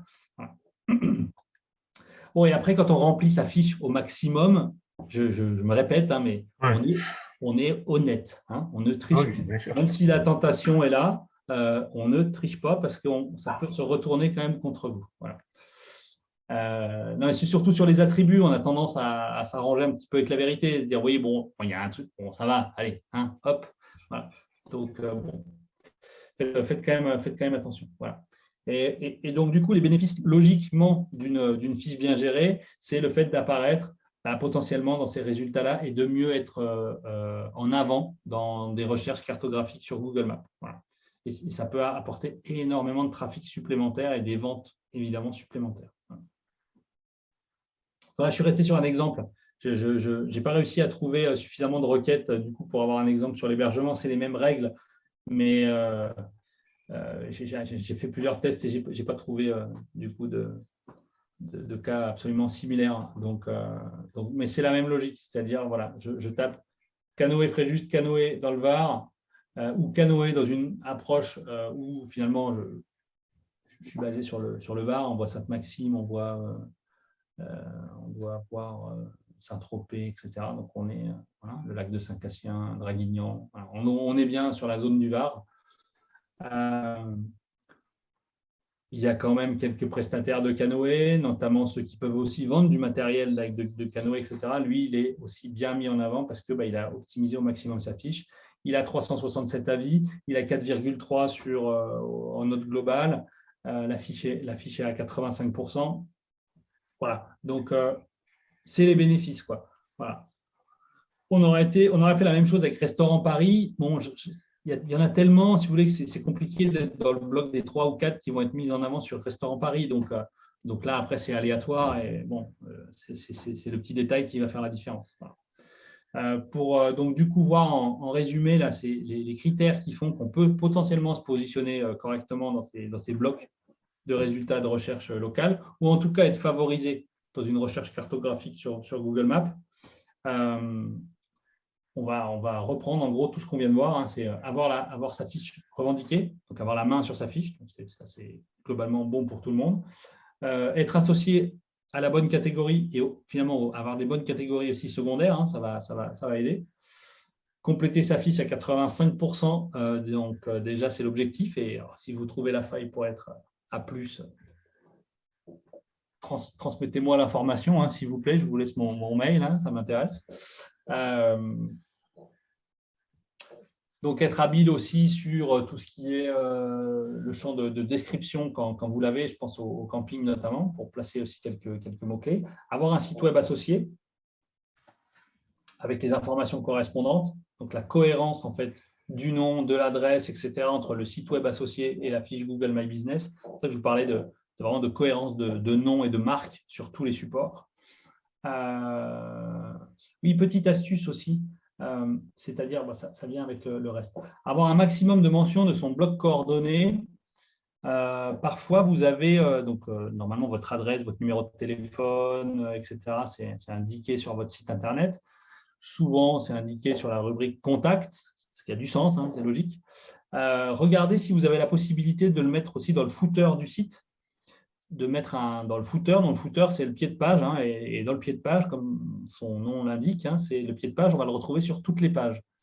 Ce qui fait que si vous avez 40 pages sur votre site Internet, vous aurez 40 fois le bloc coordonné qui apparaîtra sur des pages web. Donc, c'est votre site, donc ça a moins de poids que si c'est le bloc coordonné qui remonte sur Google, sur TripAdvisor ou sur la fiche de l'Office de tourisme, mais néanmoins, ça fait quand même de la mention. Donc ça, c'est un point important. Je ne sais pas vous dire quelle importance il a par rapport aux autres, parce que je n'ai pas cette information-là, mais a priori, c'est un point quand même relativement important. Donc, soyez populaire avec votre nom associé à votre adresse et votre numéro de téléphone sur Internet, et normalement, c'est des signaux positifs pour améliorer votre référencement local. Voilà. Le fait d'avoir un site web associé et bien référencé également sur les recherches locales. Alors, je ne sais pas si c'est une cause ou une conséquence. Les études ont montré que globalement, je suis un loueur de canoë dans le Var. Sur Canoë Var, mon site Internet est bien référencé. Et ma fiche Google My Business est bien référencée aussi. Mais je ne sais pas si c'est une cause ou une conséquence. Voyez. En tout cas, ils ont prouvé que les sites associés à des fiches Google My Business qui étaient bien référencées sur des requêtes de ce type-là, la fiche Google My Business sur le même type de requête était aussi bien référencée. Les avis, voilà, les avis, c'est un point important. Donc, je vous l'ai mis sur la partie avis tout à l'heure, je crois que je suis passé dessus sans le relever, mais la moyenne de ceux qui apparaissent dans le bloc local, donc les 3-4 résultats qui sont mis en avant sur des requêtes de type, je me répète, hein, mais de type gîte Ariège par exemple, ont en moyenne, c'est pas que pour le tourisme, hein, c'est plein de requêtes qui ont été analysées, des requêtes où en fait Google remonte ce bloc de résultats local. Ceux qui s'y trouvent ont en moyenne au moins 43 avis. Voilà. Donc, ça vous donne quand même déjà une première base, quoi. Voilà. Et ça, vous ne pourrez pas y faire grand-chose, mais la proximité de l'internaute avec votre établissement, si je fais une recherche de gîte sur mon smartphone et que vous êtes à côté, votre résultat va être favorisé dans mon affichage. Voilà. Et puis, le taux de clic aussi sur les résultats. Le fait d'avoir un bon taux de clic sur les résultats de recherche locale. Vous êtes sur Google Maps, vous avez vu comment c'était fait. Sur le côté à gauche, on a le listing des établissements qui sont géolocalisés sur la carte, avec une petite vignette et un titre, on est parfois attiré, pas forcément par le premier résultat, mais par celui du milieu, parce que, je ne sais pas, le titre est mieux, la photo est mieux, etc. Ce taux de clic-là va influencer sur son classement. C'est-à-dire que plus il y aura de gens qui vont cliquer dessus, plus son classement va s'améliorer. Si tant est que le taux de rebond est faible, c'est-à-dire que si les gens cliquent dessus et reviennent immédiatement sur le listing, alors Google va se dire « Ah, ils ont été dessus, mais ils n'ont pas trouvé ce qu'ils voulaient, donc peut-être que là, ça peut faire l'effet inverse. » Vous voyez, c'est assez subtil. Mais là, bon, vous n'avez pas grand-chose à faire à part avoir une vignette de photo et un titre qui soit équivoque. Voilà. Ça va pour ça, du coup? Bon. Donc, là, on est sur des choses qui peuvent être un peu subtiles, mais c'est les critères de… enfin, en tout cas, c'est ce qu'on observe du comportement et des critères de l'algorithme de référencement local, quoi. Voilà. Donc après, les fonctionnalités sur lesquelles vous allez pouvoir un peu tirer profit de tout ça. Là, on était sur un peu les bases globalement, mais les fonctionnalités dont vous allez pouvoir tirer profit, il y a la première qui peut être intéressante, c'est la fonction FAQ. Enfin, FAQ, on l'appelle comme ça, module FAQ, mais c'est la fonction poser une question qui est présente sur à peu près toutes les fiches qu'on voit ici, poser une question. Le conseil qu'on pourrait vous donner, en fait, c'est n'attendez pas d'avoir des bonnes questions pour apporter des bonnes réponses. Demandez à votre entourage, proche, pas proche, peut-être qui habite un petit peu plus loin que juste votre commune pour la géolocalisation du message, et encore, c'est discutable. Utilisez un VPN. Comment? Utilisez un VPN. Oui, sinon, effectivement, c'est une possibilité. C'est pour éviter que ce soit vous qui vous posiez vous-même la question, ça peut faire un peu bizarre. Et ça reste néanmoins faisable et possible. Donc là, typiquement, si vous êtes un camping et qu'on vous demande si vous avez une navette gratuite, tout le temps, on vous demande la même truc, est-ce que vous avez une navette gratuite pour aller, je ne sais pas, en centre-ville, ou à la plage, ou sur le bord du lac, et que la réponse c'est oui ou que c'est non, en tout cas, vous allez pouvoir le poser en question. Je ne dis pas que la question ne se posera plus, mais au moins, vous allez peut-être pouvoir le faire. Est-ce qu'il y a Internet, du coup, malgré le fait que vous ayez dit qu'il n'y a pas Internet à cet endroit-là parce que vous êtes en pleine nature, en pleine montagne, il n'y a pas de connexion Internet, vous avez même fait potentiellement un critère de différenciation. Est-ce qu'il y a Internet dans le refuge, machin? Non, il n'y a pas Internet et franchement, ça fait du bien. Voilà, ce genre de… Vous voyez l'idée du truc, quoi. C'est de prendre les questions les plus fréquentes et tourner une bonne réponse qui valorise vos avantages concurrentiels. Voilà. C'est un moyen quand même de mettre en avant quelques informations importantes chez vous de manière un peu détournée. Ça a quand même relativement beaucoup de visibilité. Et je rappelle toujours que Google My Business et l'affichage qu'il y a là sur la partie de droite sur PC, ils ont tapé votre nom et ils n'ont pas encore mis un pied sur votre site Internet. Donc c'est important. Voilà. Donc là, on est un peu limite sur la démarche, je reconnais. Mais voilà. On ne fait pas de mal non plus. C'est-à-dire, s'il n'y a pas de questions aujourd'hui, vous allez vous arranger pour qu'il y en ait des bonnes et vous allez apporter les bonnes réponses. Voilà. Donc ça peut être fait déjà assez facilement.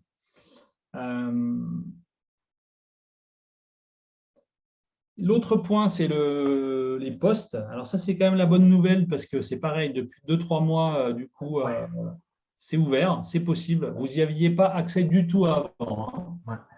Donc là, les hébergements maintenant ont accès au poste. Néanmoins, il n'y a toujours pas, à ma connaissance en tout cas, d'affichage sur la version mobile. L'affichage des postes pour les hébergements ne se fait que sur le PC pour le moment. Bon, je ne sais pas pourquoi c'est comme ça, mais ça devrait peut-être changer. Et après, vous n'avez pas forcément accès à toutes les fonctionnalités. C'est-à-dire que les postes pour les hébergements, vous avez info Covid, nouveautés et événements. Vous n'aurez pas de type de poste fait pour faire de l'offre commerciale parce que, donc je vous ai ressorti en fait les conditions un peu de Google pour tout ce qui est hébergement pour Google, globalement, c'est hôtel. Il ne sait pas faire la différence, généralement. Donc, ne vous formalisez pas pour ça. Les entreprises hôtelières peuvent créer des publications locales pour fournir des informations pertinentes et opportunes aux clients. Des exemples de messages utiles relatifs au Covid, les mises à jour des équipements, les événements qui ont lieu sur la propriété. Mais vous ne pouvez pas faire des publications d'offres ni de publications suggérant des promotions, des offres spéciales qui vont renvoyer en gros sur votre moteur de réservation. Et là, la phrase est intéressante. Cela garantit que les clients ne se trompent pas sur l'endroit où naviguer sur la feuille. C'est une traduction, ça. Sur la feuille de place de l'hôtel pour trouver les prix organiques et les prix publicitaires des partenaires. Comprenez que sur votre fiche Google My Business, il y a un module de comparateur de prix dans lequel on va retrouver Booking, Expedia, éventuellement votre propre lien de réservation, et que ça, il y a du business pour Google là-dessus. Donc, OK pour faire des posts, mais attention, des posts qui ne parlent pas de business. Voilà. Bon, vous êtes prévenus. Après, ce qui va être intéressant, c'est de voir jusqu'à quelle limite on peut flirter avec ce truc-là. Voilà, toujours est-il qu'aujourd'hui, là, j'ai fait, donc je ne vous invite pas à être limite sur les conditions de Google, donc j'ai fait les petits veaux de la ferme de Basso arrivent, donc on est vraiment sur un événement qui a lieu dans le gîte. Ça apparaît sur les résultats de recherche de Google. Par contre, sur mobile, on n'a toujours pas l'onglet Actu, le petit onglet Actu. Voilà, ça, je ne sais pas pourquoi. Ça devrait peut-être venir. Il n'y a pas de raison qu'il le propose uniquement que sur PC, mais bon, voilà. En tout cas, ça donne quand même des choses qui sont intéressantes. Ça, c'était complètement impossible, ça n'existait pas avant. L'idée, là, c'est tirez-en profit et faites en sorte que, du coup, quand vous posez-vous, par exemple, la question, si vous avez une page Facebook ou un compte Instagram, les deux, quand vous publiez quelque chose sur Facebook ou Instagram, posez-vous la question de vous dire, est-ce que ça ne mériterait pas aussi un post sur Google My Business? Voilà, par exemple. Juste ça. Ça peut être quand même déjà une bonne chose. Intégrez-le petit à petit dans votre communication. Ça prend 2 minutes à faire un post sur Google My Business. C'est très, très simple. Vous voyez, vous avez alors offre, je vais l'enlever celui-là parce que vous n'y avez pas accès, je suis désolé. Mais nouveauté, par exemple, vous allez charger une photo, rédiger votre post et vous avez un bouton pour faire un lien. C'est sur votre site ou ailleurs d'ailleurs. Mais l'idée, c'est plutôt d'envoyer les visiteurs du post sur votre site Internet. Donc ça, c'est les posts. Et globalement, c'est plutôt une bonne nouvelle parce qu'avant, vous n'y avez pas droit. Voilà. Le dernier point, ça va être les services. Alors, les services, il faut avoir renseigné, je vous l'ai dit tout à l'heure, ces catégories secondaires. Donc là, vous avez un exemple avec, donc sur mon back-office, du coup, donc de consultants en marketing touristique. On a des catégories principales, c'est consultants en marketing, et catégorie secondaire, formation en marketing touristique, conseiller en marketing touristique. Et pour chacune de ces catégories secondaires, on va pouvoir rajouter un petit texte qui va jusqu'à 300 mots, qui va pouvoir le préciser, en fait, du coup. Et ça va apparaître dans l'onglet service. Voilà. Là, vous avez un camping, le Petit Liou, qui l'a super bien fait. Donc, catégorie principale, camping, c'est un camping, OK. Catégorie secondaire, aire de jeu en bois pour les enfants, aire de jeu pour toute la famille, balade comptée par… voilà, donc ça, elle a carrément mis à la main, ça. Ah oui, donc c'est les catégories secondaires dans la catégorie… non, oui, parce que c'est ça. Voilà, ça y est, OK. Elle a même été plus loin. Puisque dans les catégories secondaires, on peut encore faire une forme de sous-catégorie. J'ai perdu le terme exact, c'est exactement ce qu'elle a fait là. Elle a une sous-catégorie terrain pour camping-car, et là, elle a rajouté du contenu avec une tarification en plus associée, etc. Donc, bon, il y en a presque trop là, tellement, voilà, parce que je pourrais encore scroller. Mais voilà, tous les services sont bien indiqués comme ça. Donc ça, c'est intéressant d'en tirer profit. Vous ne pouvez pas valoriser des produits. Les prestataires d'activité ont des produits, par exemple, des photos, des choses comme ça qu'ils peuvent faire. Bon, là, pour vous, ce n'est pas possible. Pour les hébergeurs, ce n'est pas possible. Par contre, on peut quand même aller normalement sur les services. Donc ça, c'est assez intéressant à travailler. Voilà. Donc ça, c'est bon, OK. Et donc là, ensuite, on va passer sur la partie juste plus, un peu plus… business, du coup, le côté lien de réservation. Donc, est-ce que du coup, peut-être avant d'aller plus loin là, est-ce que ça va pour vous, tout ça, va, c'est clair?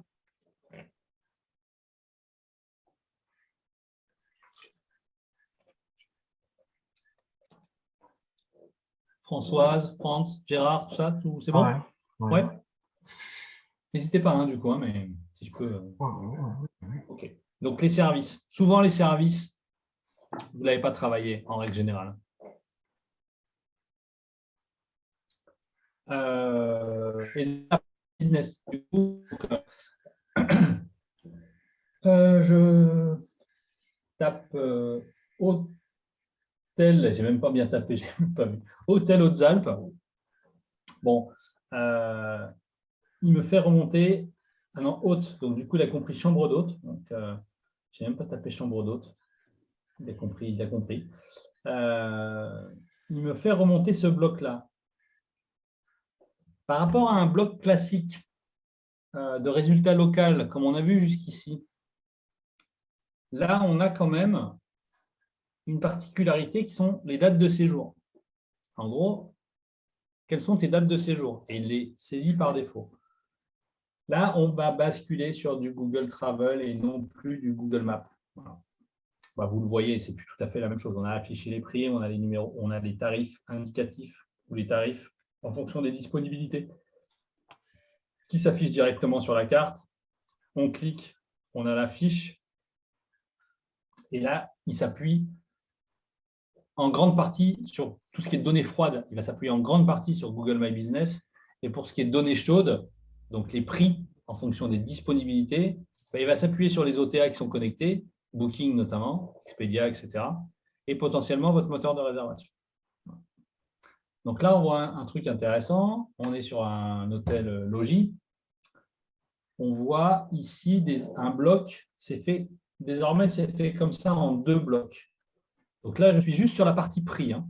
La partie descriptif aperçu, ça va être une interprétation des données qu'il y a dans votre fiche Google My Business qui va restituer et des données qu'il peut aller choper ailleurs, notamment sur des fiches Booking. Parce qu'il ne se prive pas de faire ça.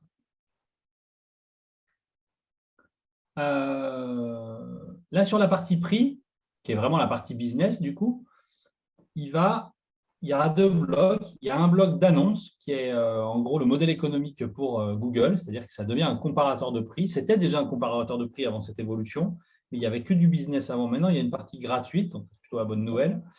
Un bloc annonce et un bloc gratuit, si vous voulez. Un bloc où il y a toutes les options. Et là, en fait, là, le clic pour les logis, généralement, c'est géré par la chaîne logis, il va être payant. Donc, soit c'est un modèle au coût par clic, soit c'est un modèle à la performance, c'est-à-dire que le lien sur lequel va aller l'internaute est un lien traqué par Google et du coup, Google peut vérifier la transformation du lien. Est-ce qu'il y a eu une vente ou pas à la fin et mettre un modèle à la commission. Donc, c'est soit au clic, soit à la commission sur les ventes. Parce qu'on est sur un système d'annonce. Si je clique ici, c'est Booking qui va payer. Si je clique ici, c'est Kayak qui va payer Google. Et là, si je clique ici, c'est les logis qui vont payer Google. Ce qui est intéressant, c'est qu'à 89 €, la même chambre, si je clique ici, personne ne va payer. Parce que c'est un lien gratuit. C'est un peu bizarre, mais c'est comme ça. C'est plutôt une bonne chose, hein, par contre. Donc là, on a un lien de réservation en direct, là, pour le coup, en direct. Sur les logis, c'est la centrale logis qui gère ça, donc ce n'est pas complètement en direct, mais on va voir un autre exemple avec quelque chose de direct. Donc là, en fait, toutes les options, il n'y a pas de modèle économique pour Google. La partie annonce, comme son nom l'indique, c'est des options de partenaires, et là, ils payent pour être là, pour être mis finalement en premier, et ils payent soit au clic, soit à la commission, ça dépend des modèles qu'ils ont choisi de configurer avec Google. Et ce programme-là s'appelle Google Hotel Ads. Voilà, j'ai mis tout le principe et je vous ai mis tous les liens après pour avoir plus d'informations. Là, on a un autre hôtel qui ne fait pas partie d'une chaîne. Et ce que je dis pour les hôtels sera également valable pour les chambres d'hôtes. Hein. Ça sera la même chose. Par contre, pour les gîtes, ça sera autre chose puisqu'ils sont dans la rubrique location de vacances.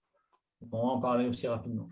Et les campings ne sont pas concernés. Comme ça, Donc là, j'ai la fiche, l'aperçu avec les disponibilités. Donc, on voit que tous les attributs de la fiche Google My Business, on va les retrouver ici. Les notes, on va les retrouver ici. Les boutons site web, itinéraire, etc., on les retrouve aussi là.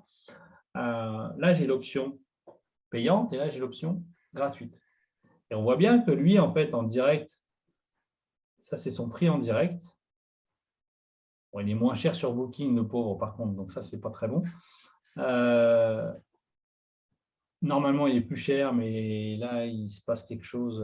Ah oui, parce que je suis connecté, je suis membre. Ah, d'accord, c'est puissant le truc. Il repère les clients Genius, là. Donc, il y a les 10%.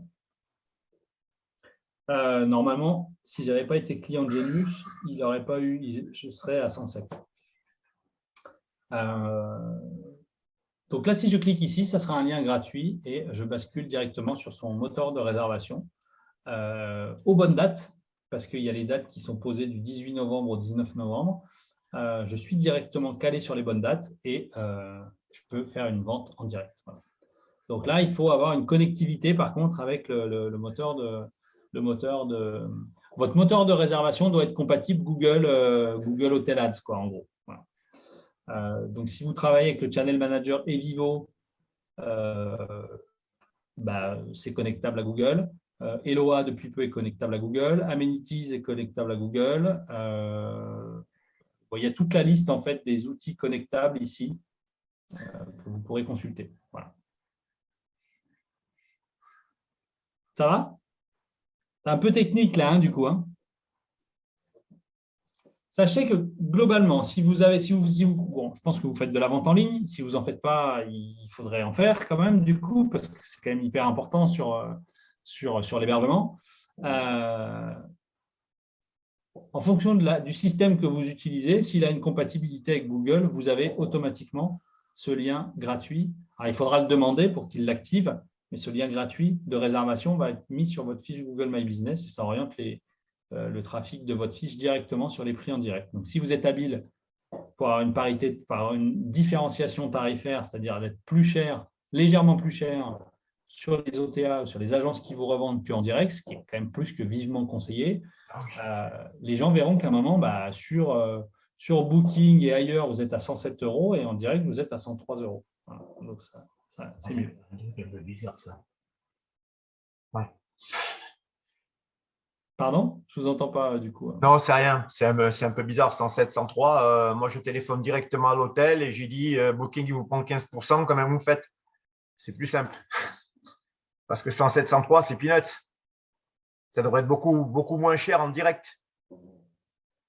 Oui, c'est sûr. Bah oui. Mais comment? Oui, enfin. Bah oui, le truc, c'est téléphoner en direct. Et puis, normalement, si vous ne faites pas 15%, il vous fait au moins 10%. Mais 10%, ça fait 10 €, ça ne fait pas 4 €. Il peut y avoir un peu plus de différenciation, c'est sûr. Ah oui. Après, il faut rester compétitif aussi sur Booking. C'est ça la difficulté. Il faut ménager les deux, en fait. C'est-à-dire qu'en fait, quand vous êtes un hébergeur, vous avez quand même besoin des deux. Il faut être honnête. Vous avez besoin d'Airbnb, vous avez besoin de Booking. Enfin, ça dépend logiquement. C'est eux qui donnent de la visibilité aujourd'hui. Je ne juge pas. C'est pas. Voilà. Soit vous avez un gros fichier client, vous êtes un établissement incontournable, vous êtes prescrit localement, tout le monde vous connaît, et voilà. Donc, vous êtes moins dépendant effectivement de tout ça. Soit vous êtes dans l'hôtellerie de plein air et c'est la filière globalement qui est moins dépendante des OTA. C'est tant mieux, c'est comme ça. Si vous êtes aujourd'hui un hôtel ou une chambre d'hôte, globalement, vous avez besoin de ces opérateurs-là pour avoir de la visibilité et des réservations. Donc, vous avez besoin d'être bien classé chez eux. Et pour être bien classé chez eux, il faut quand même performer chez eux. Ils ont un algorithme aussi de visibilité par défaut. C'est-à-dire, les hôtels qui sont mis en premier sur Booking, c'est ceux qui rapportent le plus d'argent à Booking. Pareil sur Airbnb, c'est comme ça, quoi. C'est le monde dans lequel on vit. Donc, si on veut jouer avec ça, il faut se différencier pour toujours, par contre, éduquer le client à ce que le tarif soit toujours moins cher en direct. Ça, c'est clair et net. Et après, il ne faut pas se pénaliser non plus de l'autre côté sur les OTA. Donc, il y a un moment, il faut gagner aussi, il faut faire une marge suffisante et mettre trop de différence de prix. À moins de renier sur sa marge, mais c'est rarement ce qu'on aime faire, mettre trop de différence de prix, c'est pas forcément Enfin, il faut bien doser, quoi. Voilà. C'est pas aussi simple que de dire il y a 15% de commission, donc je fais plus 15%. Parce que si je fais plus 15% sur Booking, du coup, je vais vendre beaucoup moins, ça se trouve, et donc du coup, je vais être moins bien classé. Et en fait, au final, je gagne moins d'argent. C'est vicieux comme truc. Voilà. Mais de façon générale, les gens téléphonent, il y a beaucoup de gens qui téléphonent, qui prennent contact en disant ben voilà, ce Booking il est à tel prix, comment vous faites quoi. Vous avez beaucoup ce cas? Ah bah ça oui. Et puis moi, c'est ce que je fais de façon systématique. Chaque fois que je dois me déplacer, c'est ce que je fais de façon systématique. Je contacte directement le propriétaire. Oui, n'empêche que vous trouvez l'hébergement sur Booking avant. Pas spécialement. Pas toujours. C'est quand même une pratique assez répandue. Ah bah oui, ça c'est… Et donc, s'il vous trouve, c'est que vous n'êtes pas trop mal classé sur le listing, bon, qu'il n'y ait pas beaucoup d'offres. Donc là, l'équation est un peu différente. Et en fait, s'il n'y a pas beaucoup d'offres, généralement, si vous êtes dans un listing où il n'y a pas beaucoup d'offres, Booking a besoin de vous avoir dans tous les cas, quelles que soient les conditions, parce que sinon, il n'a pas d'offre du tout. Ouais. Donc, vous avez un rapport de force qui est un peu plus favorable que si vous êtes un hôtel à Nice où il vous tient un petit peu par les… Voilà. Les oreilles. Les oreilles, exactement.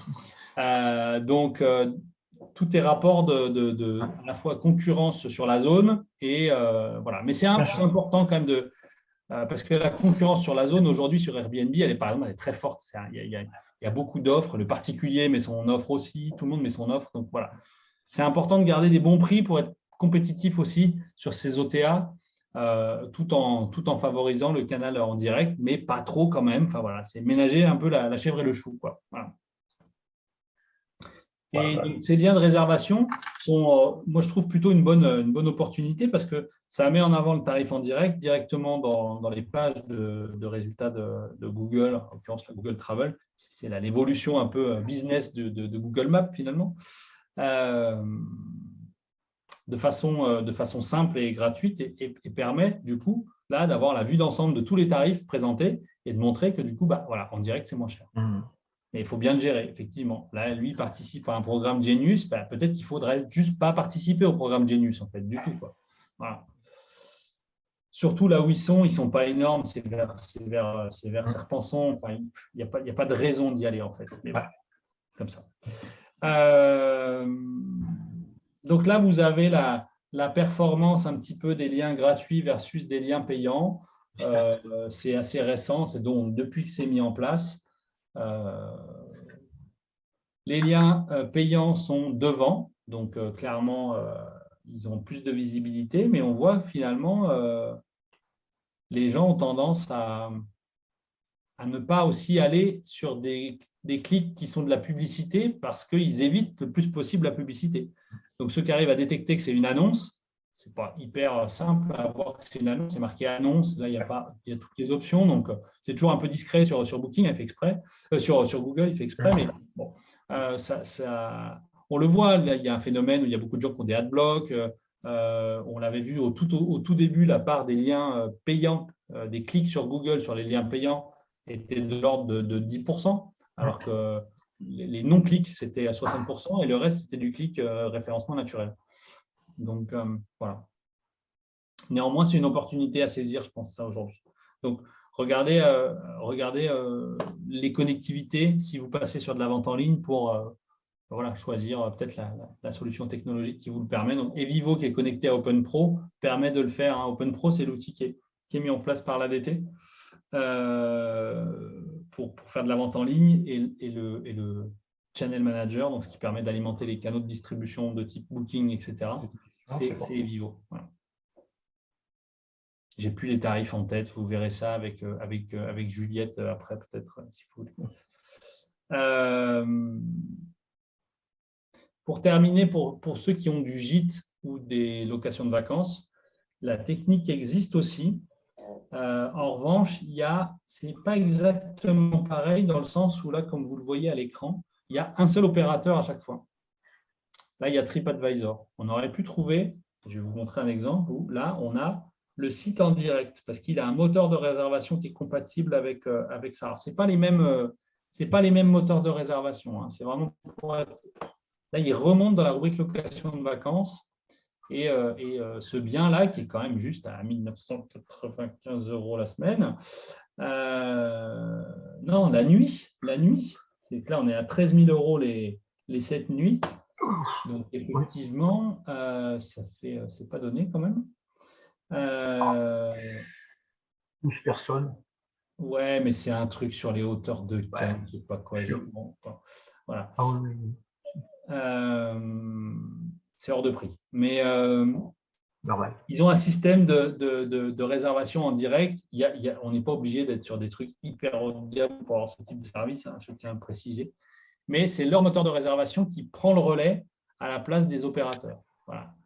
Sinon, il y a un seul opérateur. Aujourd'hui, en fait, Google, si vous voulez, il ne sait pas faire comparateur de prix sur les locations de vacances parce qu'il n'arrive pas à identifier que telle annonce sur Airbnb, telle annonce sur TripAdvisor ou telle annonce sur Abritel, c'est la même en fait, parce qu'ils ne sont pas conçus exactement pareil. Et il ne peut pas mettre un module de comparateur. Donc, il en choisit un de façon arbitraire. Voilà. Et quand on a une connectivité avec un système comme ça, généralement, c'est ça qui est mis en avant. Donc là, c'est pareil, c'est naissant. Bon, voilà, vous avez l'information. Et pour les campings, tranquille, peinard, c'est comme avant. Vous basculez sur Google Maps. Il n'y a pas de notion de disponibilité pour le moment. Voilà.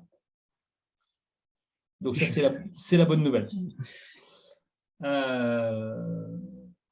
Est-ce que ça va durer? J'en sais rien. Mais en tout cas, c'est comme ça. Voilà pour la partie, en gros, business. Et après, si vous voulez augmenter artificiellement, j'ai envie de dire, mais enfin, à coup de publicité, votre visibilité liée à votre fiche Google My Business, donc votre visibilité locale, il y a des programmes publicitaires qui sont proposés par Google, hein, bien sûr. Hein, donc, dans votre fiche Google My Business, en bas, vous avez créé une annonce avec le petit logo là, qui correspond à Google Ads.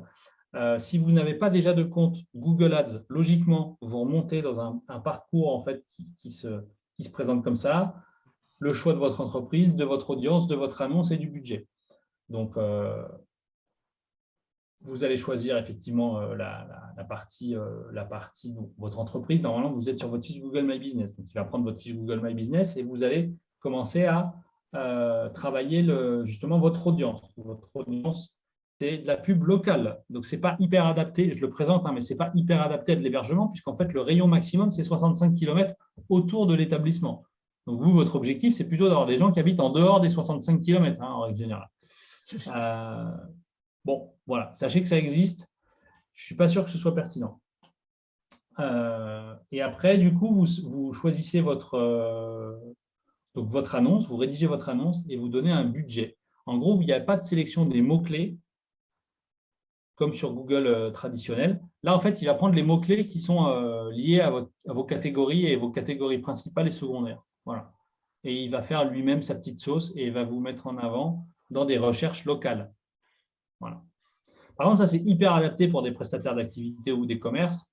À mon sens, ça l'est quand même nettement moins pour des hébergements qui cherchent à attirer une clientèle plus lointaine. Voilà. Bon, néanmoins, 65 km, ça peut quand même permettre de drainer voilà, la population locale sur peut-être du court séjour local, mais ça veut dire que si vous faites ça, proposez une annonce qui soit raccord avec la cible que vous visez, c'est-à-dire vous êtes habitant de l'Ariège, je vous propose une offre. Et là, ça peut être hyper intéressant parce que du coup, vous allez proposer une offre vraiment orientée pour ceux qui habitent à moins de 65 km. Donc, logiquement, enfin, suivant où vous êtes placé, mais voilà, vous habitez à côté, bah, pensez à venir chez nous un week-end pour telle et telle activité, voilà, par exemple. Voilà, ne perdez pas de vue que ça, c'est vraiment pour faire de la publicité locale dans un rayon local, quoi. Voilà. Donc, soit ce n'est pas intéressant du tout et fin de la conversation, mais si c'est intéressant, alors à ce moment-là, si vous visez quand même cette clientèle-là, adressez-vous directement à elle avec les codes qui vont bien en précisant que vous vous adressez à une clientèle locale. Voilà. Donc là, on a toute la démarche hein, qui est déroulée, c'est exactement ce que je viens de dire. Et sachez que du coup, si vous avez un compte Google Ads, vous allez basculer automatiquement sur le compte Google Ads, comme si vous vouliez faire des publicités sponsorisées sur Google, donc des annonces. la plupart du temps. Et que là, l'objectif de campagne, c'est promotion et visite en magasin. Et c'est là où vous allez rentrer dans les mêmes logiques que ce qu'on a vu précédemment. Ça ne sera pas la même interface, c'est juste ça. Si vous avez déjà un compte, Google Ads, en gros, si vous avez déjà fait de la publicité, vous testez ou tentez de faire de la publicité avec Google et qui détecte que vous avez un compte Google Ads, les captures d'écran que je vous ai montrées avant ne seront pas les bonnes. Il vous orientera directement sur cette interface-là. Voilà. Mais globalement, ça sera les mêmes fonctionnalités, puisqu'il va se baser sur votre fiche My Business pour le faire. Voilà. Et globalement, donc là, je vous ai mis le maximum de liens que j'ai pu sur les images où je les ai fléchés, donc on vous enverra le support. Il y a l'aide en ligne de Google sur Google My Business qui est quand même plutôt bien fait. Et puis après, vous avez vos offices de tourisme qui sont là pour vous accompagner dans la démarche si vous en avez besoin. Mais surtout, ne cherchez pas à contacter le service client Google My Business. Hein. Voilà, c'est juste pour ça. Il y a des arnaques en fait. Il y a des gens qui se positionnent là-dessus qui vous disent appelez Google My Business. Le service client de Google My Business est joignable au 118 707. Voilà. Hein. Donc ça, c'est de l'arnaque. Donc n'y allez pas. On ne peut pas appeler directement le service Google My Business. Voilà, vous pouvez trouver des gens chez Google Ads, donc pour la publicité chez Google, il n'y a pas de problème, vous pouvez les joindre. Mais sur Google My Business, qui est un service gratuit, bah, évidemment, il n'y a pas de service client. Hein. Il y a une aide en ligne et puis débrouillez-vous. Voilà. Donc, l'aide en ligne, très bien. Votre office de tourisme, très bien. Le 117 707, pas bien. Voilà, en résumé. Plus cher. Bah oui, puis c'est surtout pas, voilà, ça va juste vous prendre de l'argent par minute, quoi. C'est tout ce que ça va faire. Hein. Voilà globalement. Est-ce que vous avez des questions? Non, c'est bon. Tout est bien. Ça va? Poste. Je vais demander. Oui. Alors, attendez, il faut faut décocher le. Ouais, voilà. Oui. Voilà, c'est bon. Juste une question concernant les avis. En fait, il faut vraiment que ce soit des avis qui viennent directement de nos clients parce qu'on a sur d'autres sites, on a déjà des avis. Il n'y a pas moyen de les importer ou quelque chose? Ah non. Vous ne pouvez pas importer les avis d'une fiche à l'autre.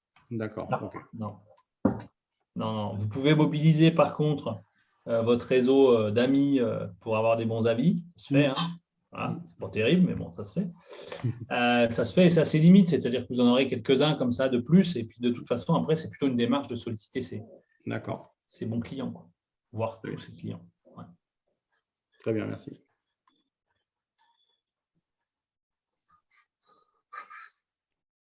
Françoise, ça va? Ouais.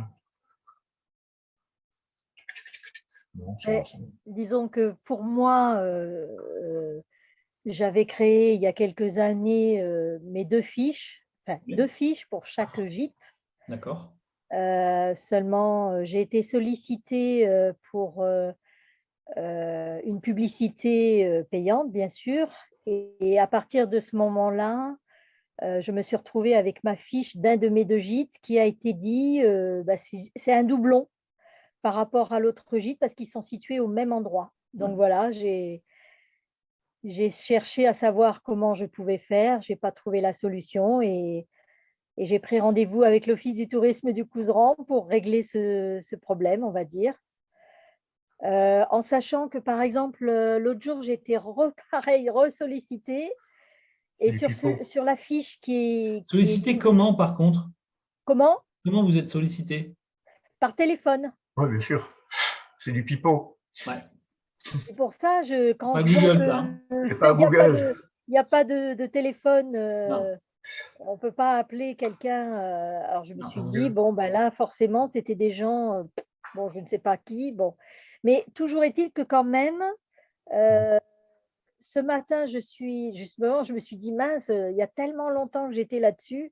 Voyons voir où est-ce que ça en est.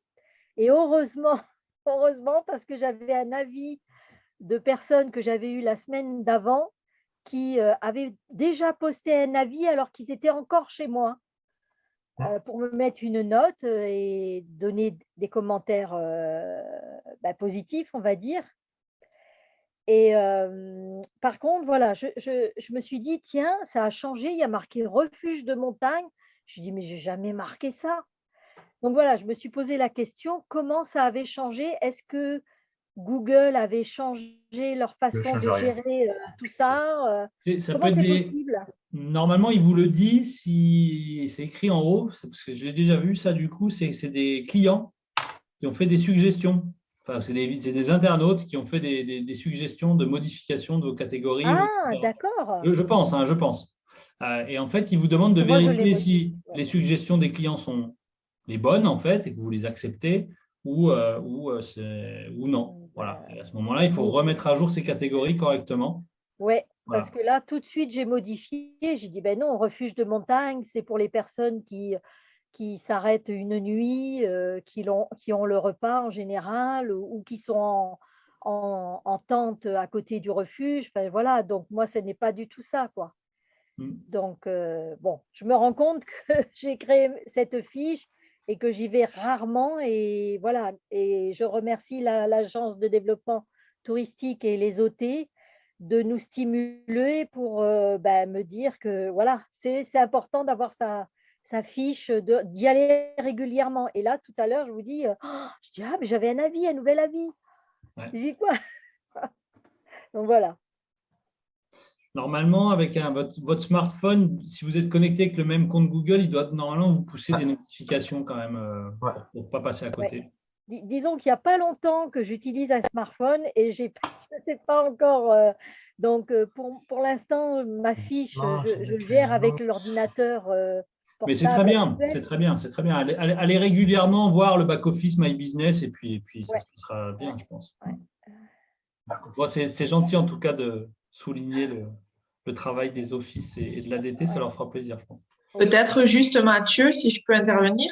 Oui. Il y a un petit onglet à la fin du tableau de la colonne de gauche là, avec notifications. Et on coche ou on décoche si on veut les recevoir. Donc peut-être il faut aussi vérifier si c'est pas décoché pour pas passer à côté. Alors attendez, je vais regarder. Quoi, de quoi je parle? Suite, ouais, peut-être, je crois, je vais vérifier du coup. Établissement. Là, ça là.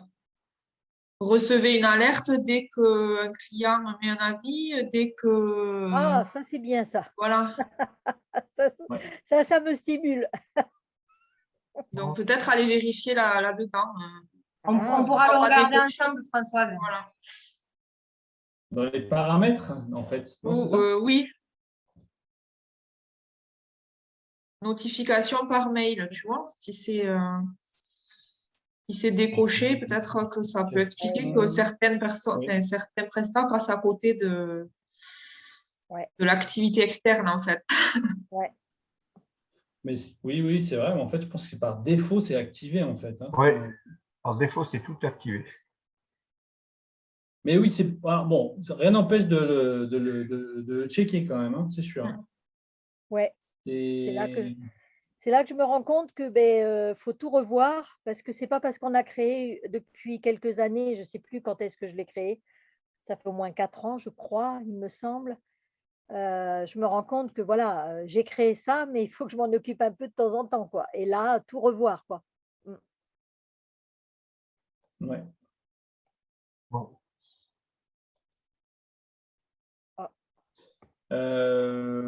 Oui. Le truc, c'est de bien, par contre, avoir… Enfin, ça, c'est à voir, mais votre smartphone, s'il n'est pas connecté à… Voilà, déjà, si vous êtes sur Apple, il n'y aura pas forcément la synergie identique que si vous êtes sur Android. Si vous êtes sur Android, en fait, avec votre smartphone connecté avec votre compte Google, vous ne faites rien et tout viendra naturellement. C'est Android. Je ne sais pas où est-ce que je dois vérifier ça. Je crois que oui, c'est Android, oui. Je crois. Bon, sinon, il y a une pomme derrière, généralement. Ouais. Derrière le téléphone, il y a une pomme. Mais voilà, avec plaisir, avec plaisir. Après, il y a plein de subtilités, on les apprend, même on peut passer à côté. Et voilà, vous avez des offices de tourisme là qui ont bien bossé le sujet et puis qui vont les cas en fait, qui C'est ça. reviennent aussi régulièrement. Donc, je pense qu'à la fin, il n'y aura plus beaucoup de pièges auxquels, voilà, en tout cas, de questions sans réponse. Mais il peut toujours y en avoir. Mais, voilà. Ben, en Juliette, tout cas, peut-être, je te vois venir. Tu voulais. Merci Françoise, en tout cas, pour le oui, retour. merci à vous. Et moi, je vous laisse. Désolée, parce que là, j'ai aussi, il y a des choses à faire par la suite. Bien sûr, Donc, ouais, bon, on a je vous terminé, de toute remercie façon. tous Ouais, merci. et à bientôt. C'est Anna. Merci beaucoup. Au revoir. À bientôt. Au revoir. Au revoir. Ok.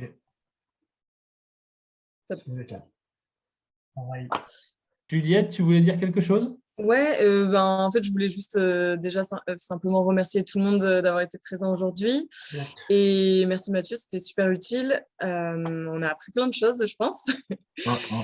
Et puis aussi vous rappeler que les replays de toutes les visios qu'on a fait hier et aujourd'hui seront disponibles sur notre espace pro d'ici la semaine prochaine, sûrement, mais de toute façon, je vous enverrai un mail. Voilà. Et puis, n'hésitez pas du coup à prendre contact avec votre office du tourisme Voilà, pour les ouais, c'est ateliers, voilà, pour mettre en pratique du coup tout ce que vous avez appris pendant les webinaires. Voilà. Merci de votre écoute et bonne fin de journée, bon week-end. Voilà, n'hésitez pas à revenir vers vos offices s'il y avait le moindre souci. Voilà. Merci à tout le monde. Merci, à bientôt. Merci beaucoup, à bientôt. Au revoir. Au revoir. Mathieu, Oui. Oui. je t'ai envoyé un mail, on peut en parler, Oui. s'il te plaît. Tu l'as eu? Hop. Tac.